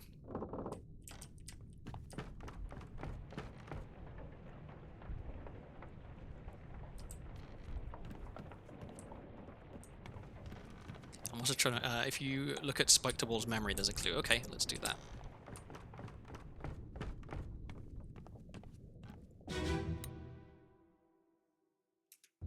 Okay. So we're here. Don't move. I'll get you down. So we know who everyone here is, and how they died.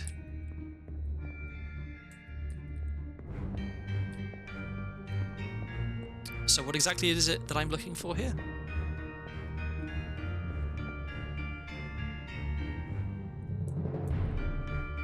Or did you mean a different spike to the wall? Because I guess there's more than one person who gets spiked to the wall.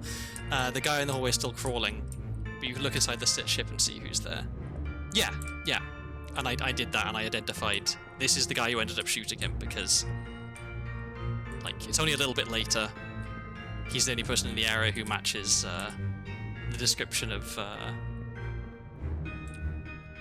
thing at the other end of the ship.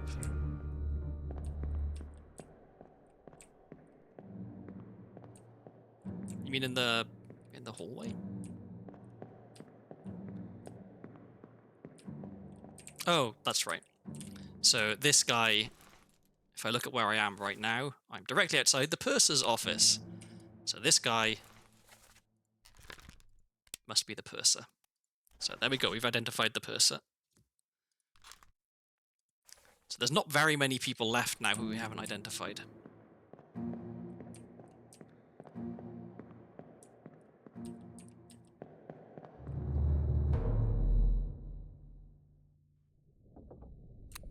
Okie doke. So we were going to go and check out the Doom. Part of the Doom. I think the bit we're interested in we want to get to from here. So if we look at the moment when Abigail died, we can see obviously there's a lot going on. There's the helmsman. Looks like he probably was torn apart by a terrible beast. Let's just double check that... Actually, no, he wasn't torn apart, was he? He was drowned by a terrible beast. And let me just double check. I think it's possible I've got something wrong. Let's see. This guy we're saying drowned by a beast. This guy we're saying shot by Nathan Peters. And this guy we were saying was spiked. So something is wrong here. The guy who shoots the guy in the hallway can be seen more clearly in an early memory in Soldiers of the Sea, in the end of the ship where he's shooting hallway guy by accident. Oh, okay, so I had the wrong person shooting hallway guy. I see. So yeah, here's the other place that you can see the wedding ring on this person. And while we're here... So there's the bosun getting his arm done, there's the bosun's mate. Somewhere around here, if I'm not mistaken, maybe it's an earlier memory. I think it must be an earlier memory. In fact, I think maybe it's this memory over here. Let's just go into this. Yeah, hallway guy was not shot by Peters, so we've got the wrong person for that. Okay, so...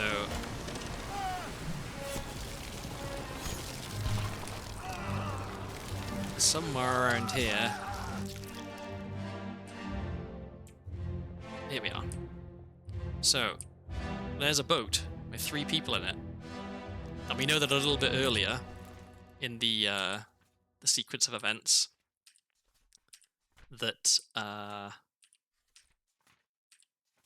this guy was clubbed by Nathan Peters as Nathan Peters and a few other people like the purser and this dude got in the boat. And so if that's all 3 of them there, then maybe we know how they died.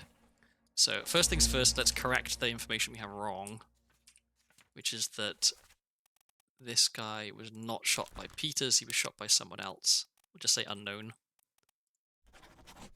And then we can say that Peters drowned. Where is he? Nathan Peters drowned by a beast, I guess. There we go. And we can also put in drowned for the other guy who we know the identity of in that boat, which was the purser. he also must have drowned.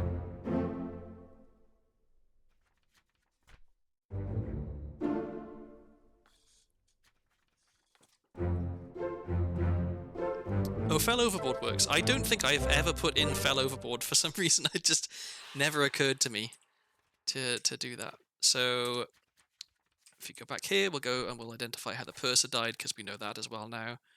So the purser is here, and he...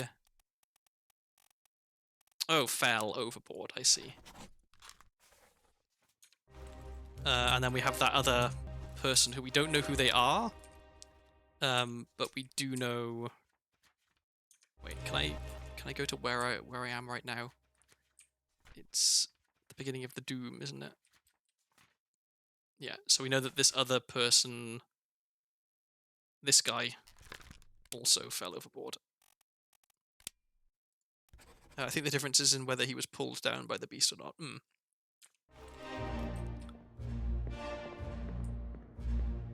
Okay.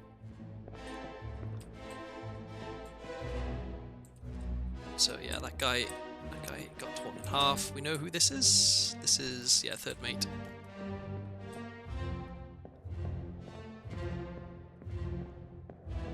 So, okay, not much left now, I think. Not very many fates unidentified. But we still have... Yeah, we don't know who this guy is, but we probably can figure it out. And we don't know what happened to various of these people. We know that this guy fell overboard. We know that this guy fell overboard. We don't know who he is. Can we figure out who this guy is? How many people are there left that we don't know? So we know he's not any of these people who've got crossed off. We know he's not Chinese. So he could be Lewis Walker, he could be Alexander Booth, or he could be George Shirley. But he's probably not Lewis Walker because he's not a topman. Oh, with that in mind, let's go and try and identify some topmen. So we know that we can get to that bit up in the rigging from here. So let's go here. So here's all our topmen. He looks like he might be about to fall off. So is this our... This is a topman, but he is not Chinese. This is the one remaining non-Chinese topman we have, I think, because we know that that guy's the Russian. So, that being said, this topman must be this one, Lewis Walker. Okay, so that's one more person identified. And so technically we don't know what happened to this guy, I think. So we can't even... Can we even focus on him? Apparently not.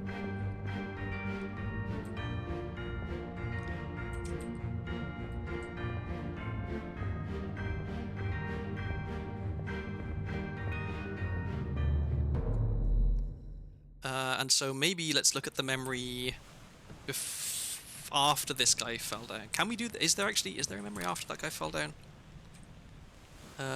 Yes, when Nicholas Botterill was speared. So let's check that out. Oh wait, no, but that's actually technically slightly before, because that's while this guy died when he was struck by the lightning. Nicholas Botterill died, I think, before this guy fell down. So it is afterwards, yeah. Okay, so can we see anything happening here? So there's that guy falling down. I'm just trying to see, can we see anything happening with any other topmen? I don't think we can, actually. No. Okay. So we don't know who this guy is. But there's only so many people he could be. So he's not any of these. He's not any of these. So he's either Alexander Booth or George Shirley. And I think that means that this is also either Alexander Booth or George Shirley. Because we know that this guy has a British accent. So we know he's one of two people, we don't know which two people. We know that's Nathan Peters, we know that's Lars Lind. We know who this is, right? Yeah. And we know who... that's Brennan. Yeah. Okay, so we're identifying people left, right, and centre. Okay, I think it's finally time to figure out the Chinese topman.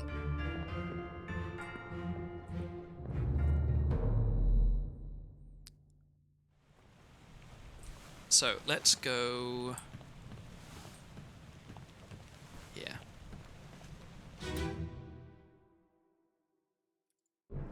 Senglao, you have been found guilty by self-confession of the murder So, of Nunzio believe it or Pasquale. not, the intended way for you to figure out who's who in terms of the Chinese topmen As captain is of looking this at their ship, shoes. and by the authority of the Because they East have India different types of Company, shoes on, and thus slightly the Crown of different England, designs on their I shoes. sentence you to But by death looking at their by shoes, firing the line. shoes are the only part of them that are like pointing out of their Mr. Wolf, when you their are hammocks.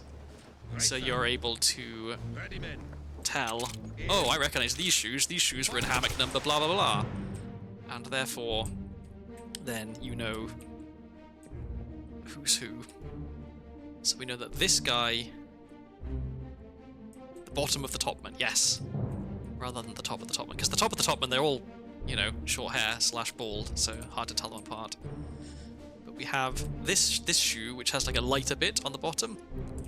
We have this shoe which has a darker bit on the bottom. It's pretty just generally dark. So a shoe with the lighter bit on the bottom is this guy on the left here.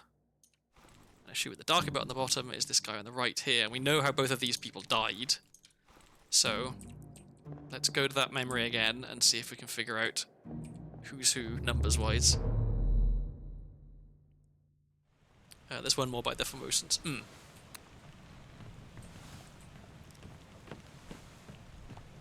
So we go down, we go back to this memory.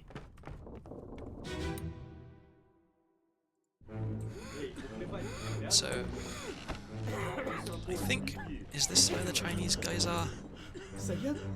Or is it a different place? Is it here? It's here. So a shoe with the light bit at the bottom is this one. This is 38. So the light bit at the bottom was this guy. So this is number 38. There we go.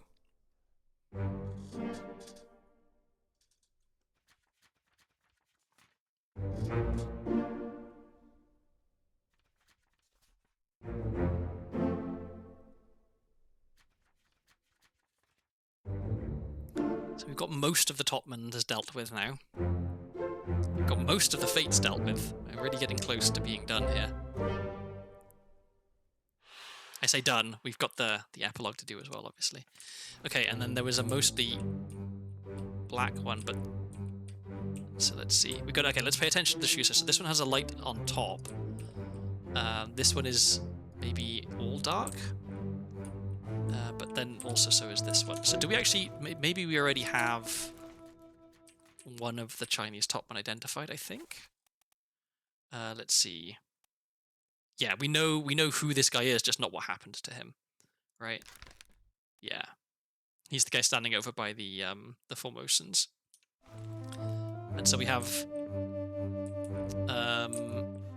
was that 41? Yeah, 41 we know, so it's not his shoes. The other guy's shoes we saw on deck were not this shoe; they were that shoe. So that's 40. So we know that this guy must be 40. Which means that 39 must be the one guy we don't have yet. So that was up here somewhere, I think. Yeah. So this is our only left unknown Chinese topman. Okay, so now let's just double check we haven't got any incorrect. So that's fine. Shot with a gun by someone we don't know who, because we're going to go figure that out in a second. We don't know what happened to him. We don't know what happened to this topman. You know that he was decapitated and he was speared. And those are currently... Yeah, okay, good. So we haven't got anything wrong so far that we know of. We don't know what happened to Alexander Booth. We don't know what happened to George Shirley because we don't know who they are. Those are the only two people we have left unidentified, I think. Because we know who he is, we just don't know what happened to him. We don't know what happened to him. We don't know what happened to the steward. So let's go figure out what happened to the steward. So we can leave here.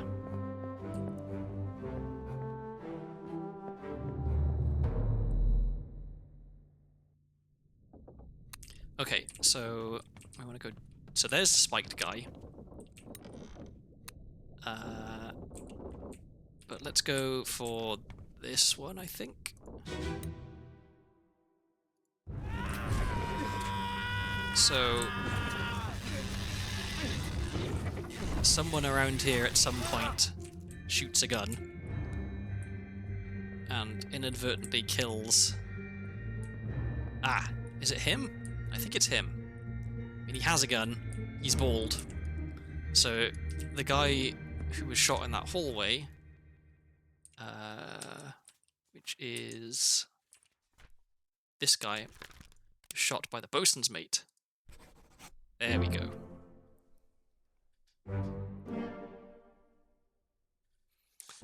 So we got our top men correct.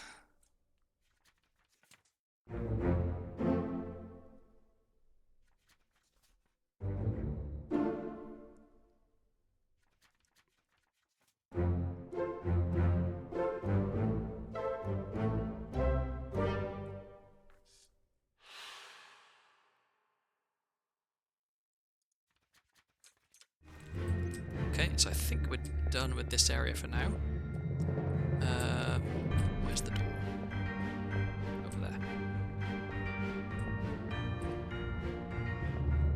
So I'd like to try and figure out the identities of the last two people that we haven't got identities for. I think maybe the way we do that is that we go back to Poop's memory. Not my favourite one. I could be wrong about this though.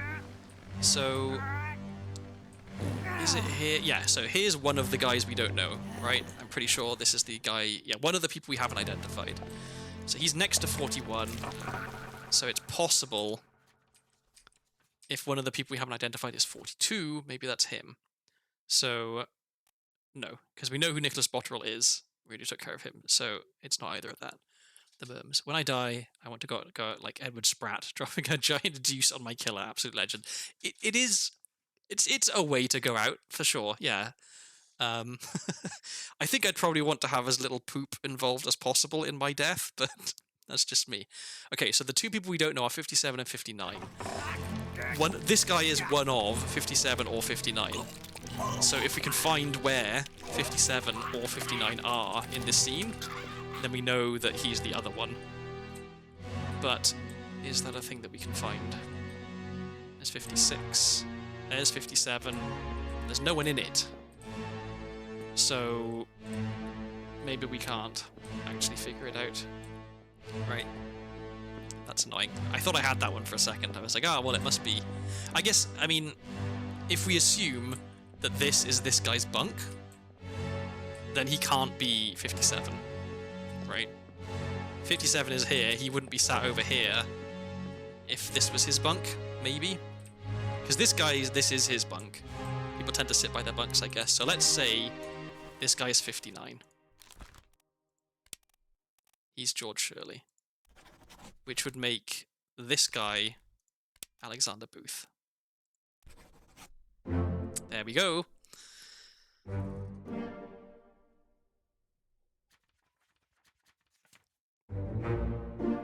So we're very, very close to having this this all solved now. And I think once I've done the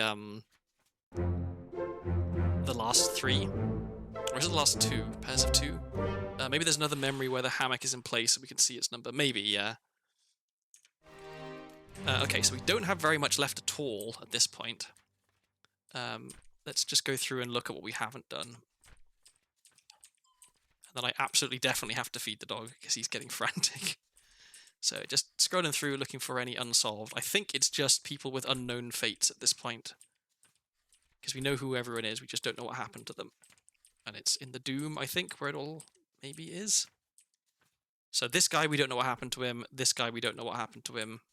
We don't have the bargain yet. And then Escape, is there more that we don't know about here?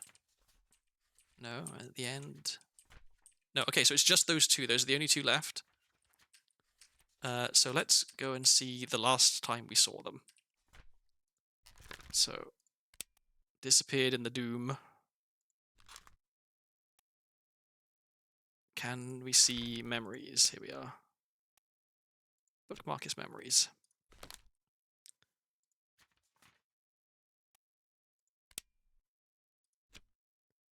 So this is the last time we saw him. Apparently. Get to the main bit quick. Alright, that's when the guy blew up. So let's go remind ourselves of the guy blowing up and see if we can figure out... Oh, I'm in a memory still. Whoops.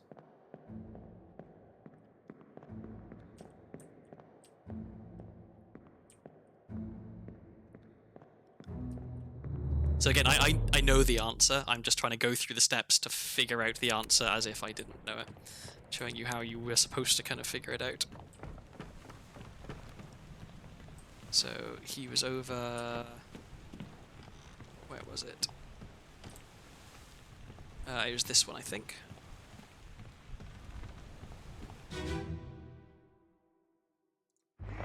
Okay. Huh. So apparently, the guy we're trying to see appears in this memory, but I can't see him. Maybe I'm blind? I don't know. He doesn't appear to be here. Plot twist, the Kraken took out an insurance policy on the Obra Dinn several weeks before attacking the ship. That would be the ultimate crime. Although, I don't know, how if you're the Kraken, how are you going about taking out the insurance policy? Like, I don't think you can just put on a trench coat and a hat and have no one notice you when you slither your bulk into the insurance offices. It'd be nice if there was a key to get out of memory quickly rather than using the door. Yeah. I think there's definitely some things about this game where like little quality of life stuff could be improved, but for the most part, I think it's pretty good. So this is one that confuses me a bit. That we're told that this guy with the turban appears in this memory. Right, like this is a bookmarked memory for him. It is, in fact, if we keep going. It is his last memory, the last memory where he appears, right? We're told he is in this memory. Where? That's the thing I don't know. Where is he? Because I can't see him. Because he was up there, right?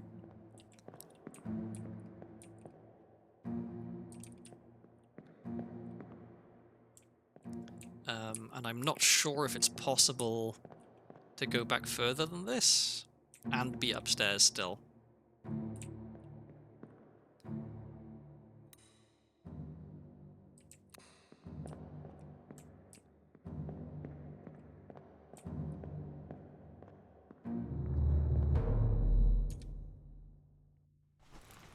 So, I guess the inference that we must draw is this guy was up in the rigging, and then the rigging got struck by lightning, and then he was not seen again.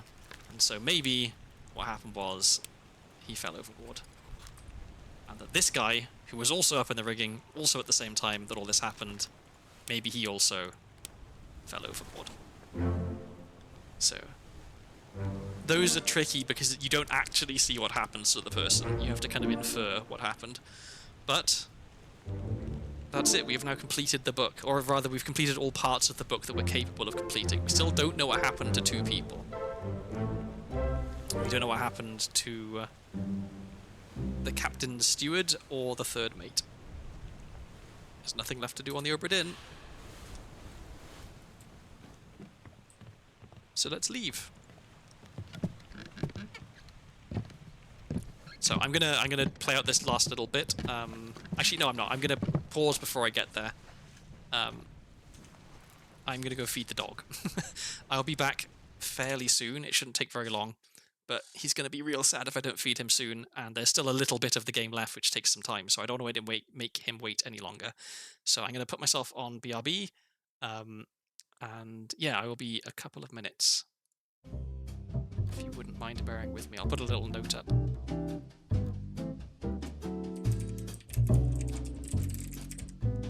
That'll do. Okay, I will be just a few minutes.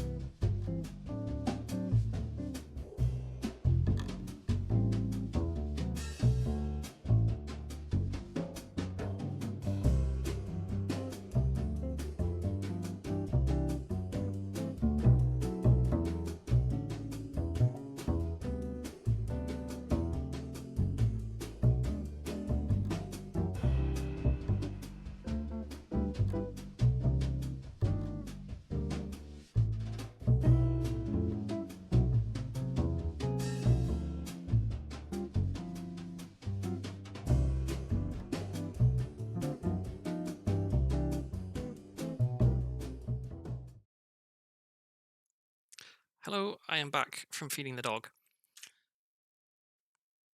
Storm's nearly about, so we won't be coming back. Okay, so we're done on the ship. Welcome back, thank you. I will have to go again in a little bit because the dog needs to go out after eating, otherwise he will poop on the floor. Because he's old. And he doesn't know how to behave properly. But I have a little bit of time.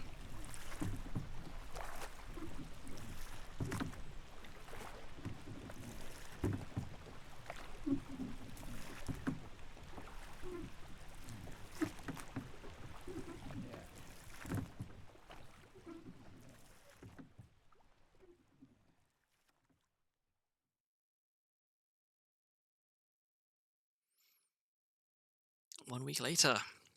So you get a different ending.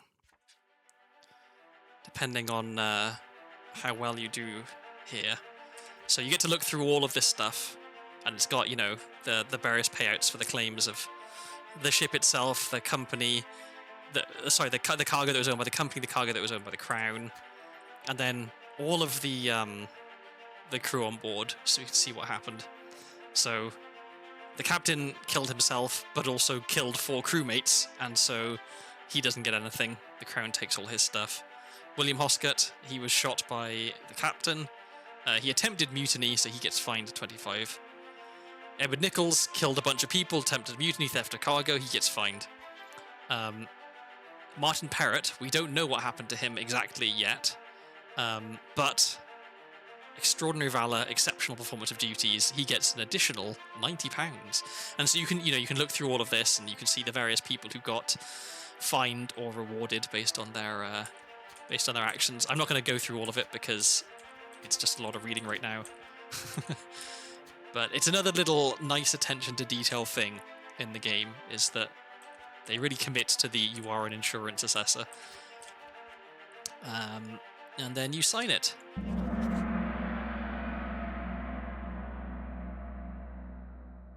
Have you tried the "it's all the captain's fault" solution? I have. You can blame everything on the captain. You can just say, I did one run through where I just said that everybody who died, regardless of how they died, was eaten by the captain. And you can do that and you get an achievement for it. So Henry Evans gets the book back.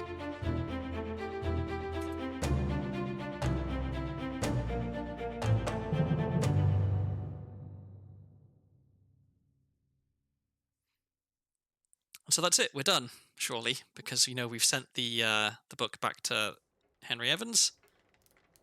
But wait, there's more.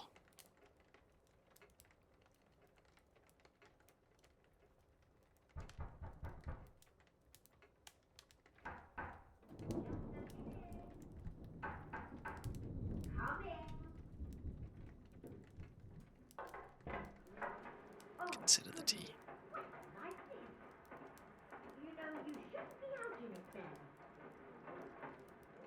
Right, well, get yourself home then, and tell Martha I said hello.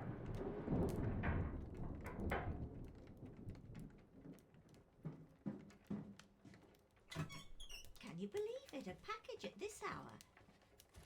Oh, the thing smells just dreadful. Better you don't open it inside. I'll be turning in now. Tea's in the kitchen if you need more. So fun fact, the dialogue there, "tea's in the kitchen if you need more," if you didn't solve the fates correctly in the book, then the dialogue is that there's no tea left, because you've got the bad end. And you don't get to do this last bit where you solve the thing. There are also 2 people who get blasted by a cannon. It makes a difference if you say the cannon was fired by the beast or by a named person. If you name the person, his estate gets less money because he killed 2 people than if you say the Kraken fired the cannon. That's interesting, yeah. Again, yeah, the attention to detail is great. So, what's this package?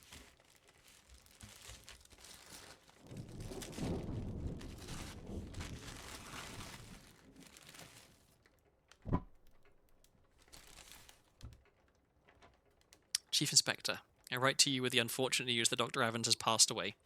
He succumbed to his illness shortly after receiving your package. He was very pleased with your correspondence and asked that his gratitude be expressed by returning the book to you, along with the means to complete it. As for the 3 of us that remain, the Obra Dinn is a distant memory and a dreadful chapter in our lives that we wish to forget. Do not write back. Regards, Jane Bird. So that was one of the other passengers who escaped with Dr. Evans to Morocco. There's the letter, there's the book. This tale belongs to you now. Please finish it, Henry Evans. And what is this?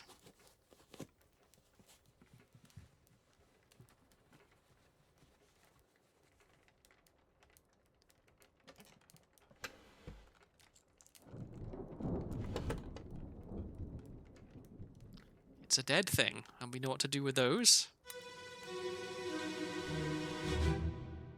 There you are. Collect your things. Where's the key? To that door. Gone. Damn. There's no time. We need to go. Right. Here you go. What are you up to? Nothing good. So there's Henry Evans. Also outside we heard that guy who is Welsh. Here's Captain Stewart, who appears to be dead, but we don't know how yet. And there's the monkey, which belongs to Henry Evans, and whose paw we just used the pocket watch on to see how it died. And here is third mate Martin Parrott, who looks like he has been spiked, but we don't know how. And yeah, rip monkey. Oh, the dog is back. I need to keep an eye on the dog, because if the dog tries to leave suddenly, it'll be because he's trying to poop on the floor. I might need to take a real quick be right back again, just to take the dog up briefly, because he's given me a look that says I need to go outside or I'll burst. So apologies. I'll wait for this little bit to play out here, and then I will see to the dog. Luckily, taking him out is pretty quick because he hates being outside, so he tends to do his business pretty quickly. So here we are. A friendly but not entirely pleasant monkey companion was sacrificed in the pursuit of knowledge. And now we will be finding out what happened to some of these other dead things in here. Looks like there's a spear in there. So, okay. Once again, very briefly, be right back.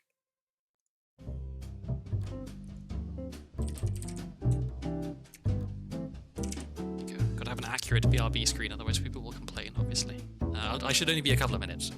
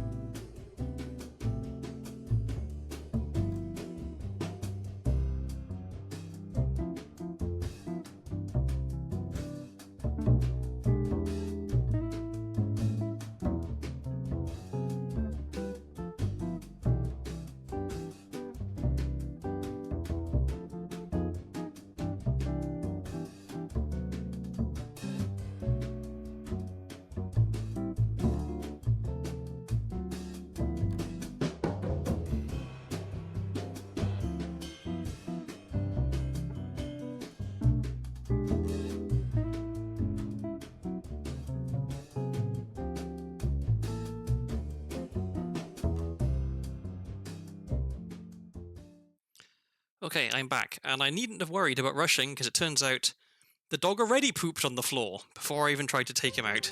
He must have eaten his meal and then just immediately pooped, which is fantastic. Okay, where were we?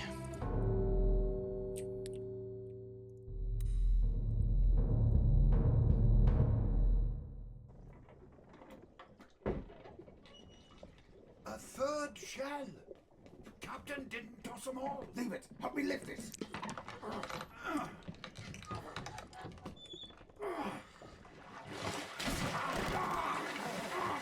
Stop! Why?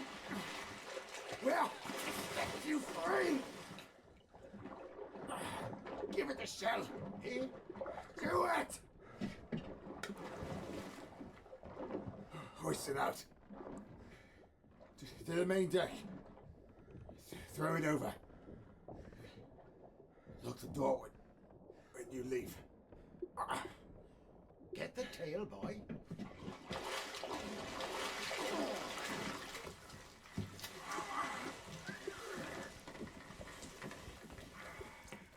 In return, the ship. The Obra Dinn.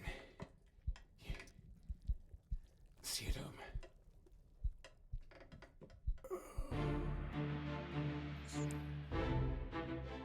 So there we are. They gave the shell back to one of the mermaids and tossed it back overboard so it could live.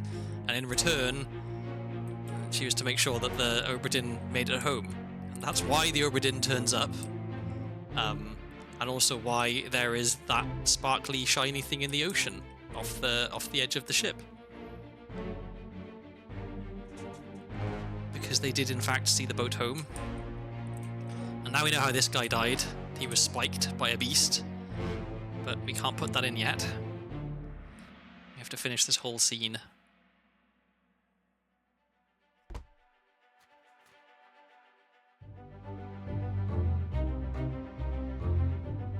Oh, I guess we can put it in. So he was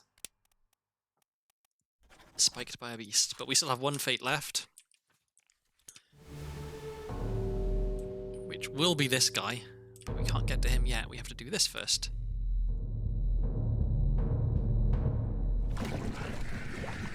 I'll kill every last one of you monsters. Withdraw the Kraken, or I will kill you all! Ah!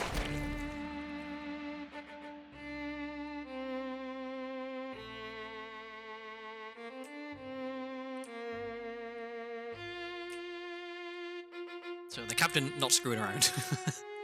I feel like even if they are weird mermaid creatures, it's kind of a dick move to throw someone into a jail cell and then stab them with a spear. Like, it's a little bit unsporting. There's the shell that they ended up giving to the mermaid. And that's how the captain managed to get the Kraken to leave.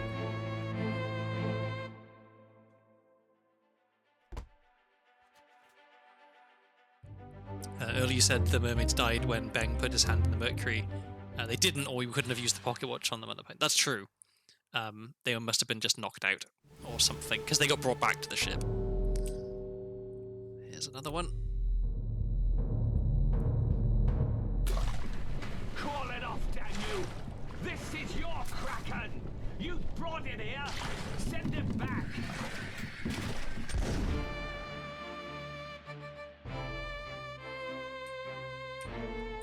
And if stabbing someone with a spear in jail is a dick move, I think shooting someone is even more of a dick move. I mean, admittedly, like, that claw is reaching for the captain, so maybe you could just about argue that there's an element of self-defense here, but I don't know. It seems a bit of a stretch to me. The good news is that we only have one death left, and it's this one.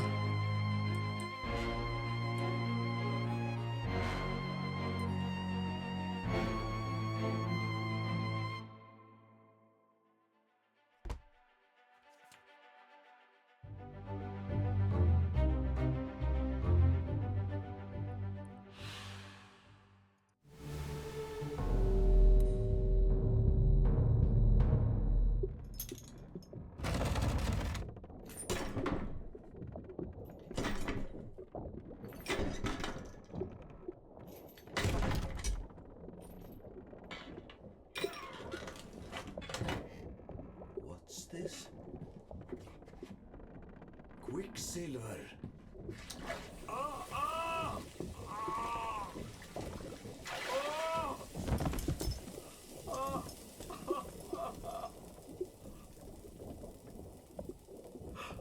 Herre min Gud! So Dahl didn't come to his senses by being put in the room with those things like the captain thought he would. No, apparently not. Because he decided to open this and stick his hand in it. Which, yeah, I'm not sure it was the wisest choice, given that he died. So now we just wait for the excellent music to play out, and then we can enter our final death, and then we are done with the game. We have 100% completed the game.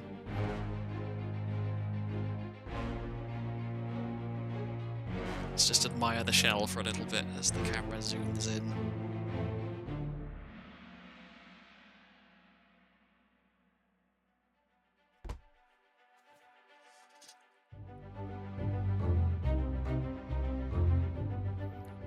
So finally the captain steward was burned.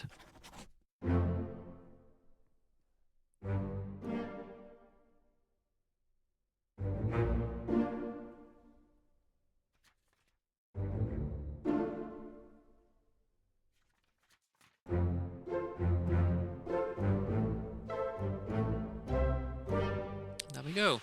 All done.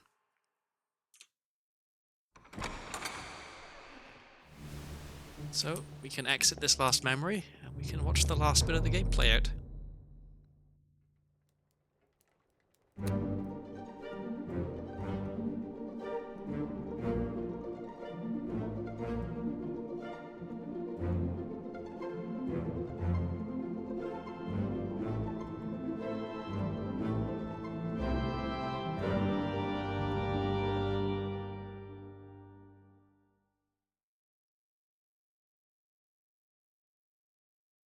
And then we get to listen to some more banging music.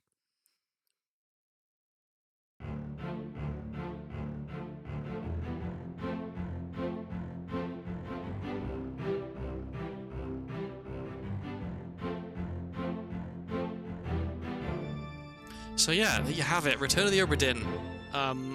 Fantastic game. Just one of the best games I've ever played. So much attention to detail, so much nuance and subtlety in some of the puzzles. Such a well-designed game, such an interesting game to look like visually to look at. The music is fantastic, the sound is fantastic, apart from the pooping, which I have said before I'm not a big fan of. But yeah, just a great game. And I wish, I really, like, I understand from an artistic integrity point of view why Lucas Pope isn't going to make Return of the Obra Dinn 2, right? But I wish he would. I just want another game like this. I want this, but with different different puzzles basically, because it's so good and it's so satisfying the first time you play through and you're figuring this stuff out. So yeah, it's never going to happen, unfortunately. And I guess there is another game which is in a similar kind of vein to this, in the way that you're finding stuff out and filling in the blanks, and that's Outer Wilds. But unfortunately, I watched someone play Outer Wilds before I had the chance to play it myself, to my eternal regret, because I would have loved to have experienced Outer Wilds firsthand for the first time. Because it has that same kind of thing of exploration and figuring stuff out and kind of solving puzzles. I saw a scarab on that shelf at the end. Protagonist has been on other adventures, I assume. Maybe, yeah. But yeah, I think the chances of Lucas Pope doing a sequel is pretty slim, just because he would rather do more interesting stuff, I think. Regardless of how well received another Return of the Obra Dinn would be, I don't know that he has any interest in retreading the same ground. So yeah,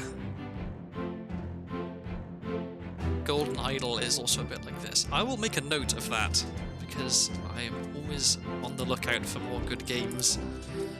Let me write that down. Okie doke. I've been avoiding Outer Wilds for years under a threat of death from Bikini Yat. Like, that is a game where I will definitely say, if you think that you have even the smallest chance of actually playing it yourself, do not spoil yourself on it. because it's a beautiful game, Outer Wilds, and I wish I had had the opportunity to experience it for myself the first time. My first actual exposure to it was watching Fauna's playthrough, where she recorded it. She was like on vacation for a bit from streaming, so she did an off-stream Outer Wilds playthrough and uploaded the videos, and it was really good to watch, and getting to experience it vicariously through her was great, but just not as good as it would have been if I'd have experienced it myself, you know. And then I recently watched Gigi from Hololive English playthrough Outer Wilds as well. Her playthrough was very different from Fauna's and very satisfying as well, because she's really smart, so she like picked up on stuff really quickly and kind of got where the game was trying to like get her to go, and like the story was trying to tell, which is nice, because it can be a little bit frustrating if you're watching someone playing a game and then like they don't quite get it, right? You know, their experience of the game is not quite what it's intended to be. But that wasn't the case. Okay. Oh, the Case of the Golden Idol. Okay, I will write that full name down. Thank you for the tip. The Case of the Golden Idol. Okey-doke. I think I am going to head off. It was great fun streaming this game and showing it to everybody. Thank you everyone who came by. Thank you very much to all the people who subscribed. I wasn't expecting it. I mean, I was a little bit expecting it because now people can subscribe, but like, I don't know. I'm not streaming because I'm trying to make a job out of it, right? Like, I'm streaming because I enjoy it. So if people feel that they want to subscribe, then I take that as just a fantastic vote of confidence. Oh, and the dog is barking out the window again. He's been such a pest today. Okay, I will look for someone to. Oh wait, if I tab out, it's going to not be showing the game anymore. So what I'll do is I'll close the game, and I will briefly go over to here. So we get some nice pictures of the Welsh countryside while I look for someone to raid. So, let's do that. Who's live? Who can I raid?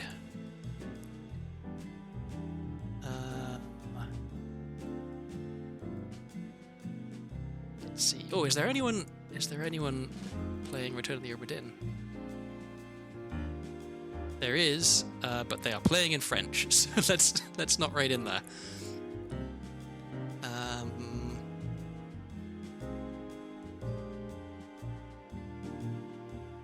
Let's raid into Mako DX, who is playing Crash Bandicoot.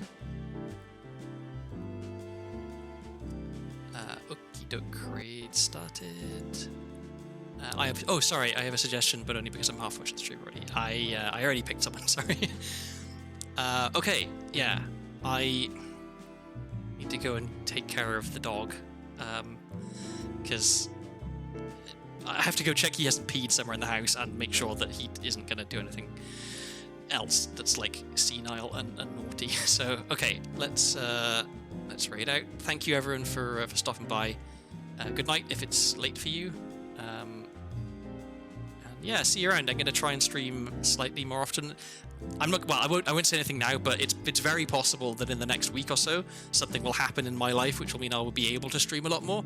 More details on that to come. I will definitely keep people posted.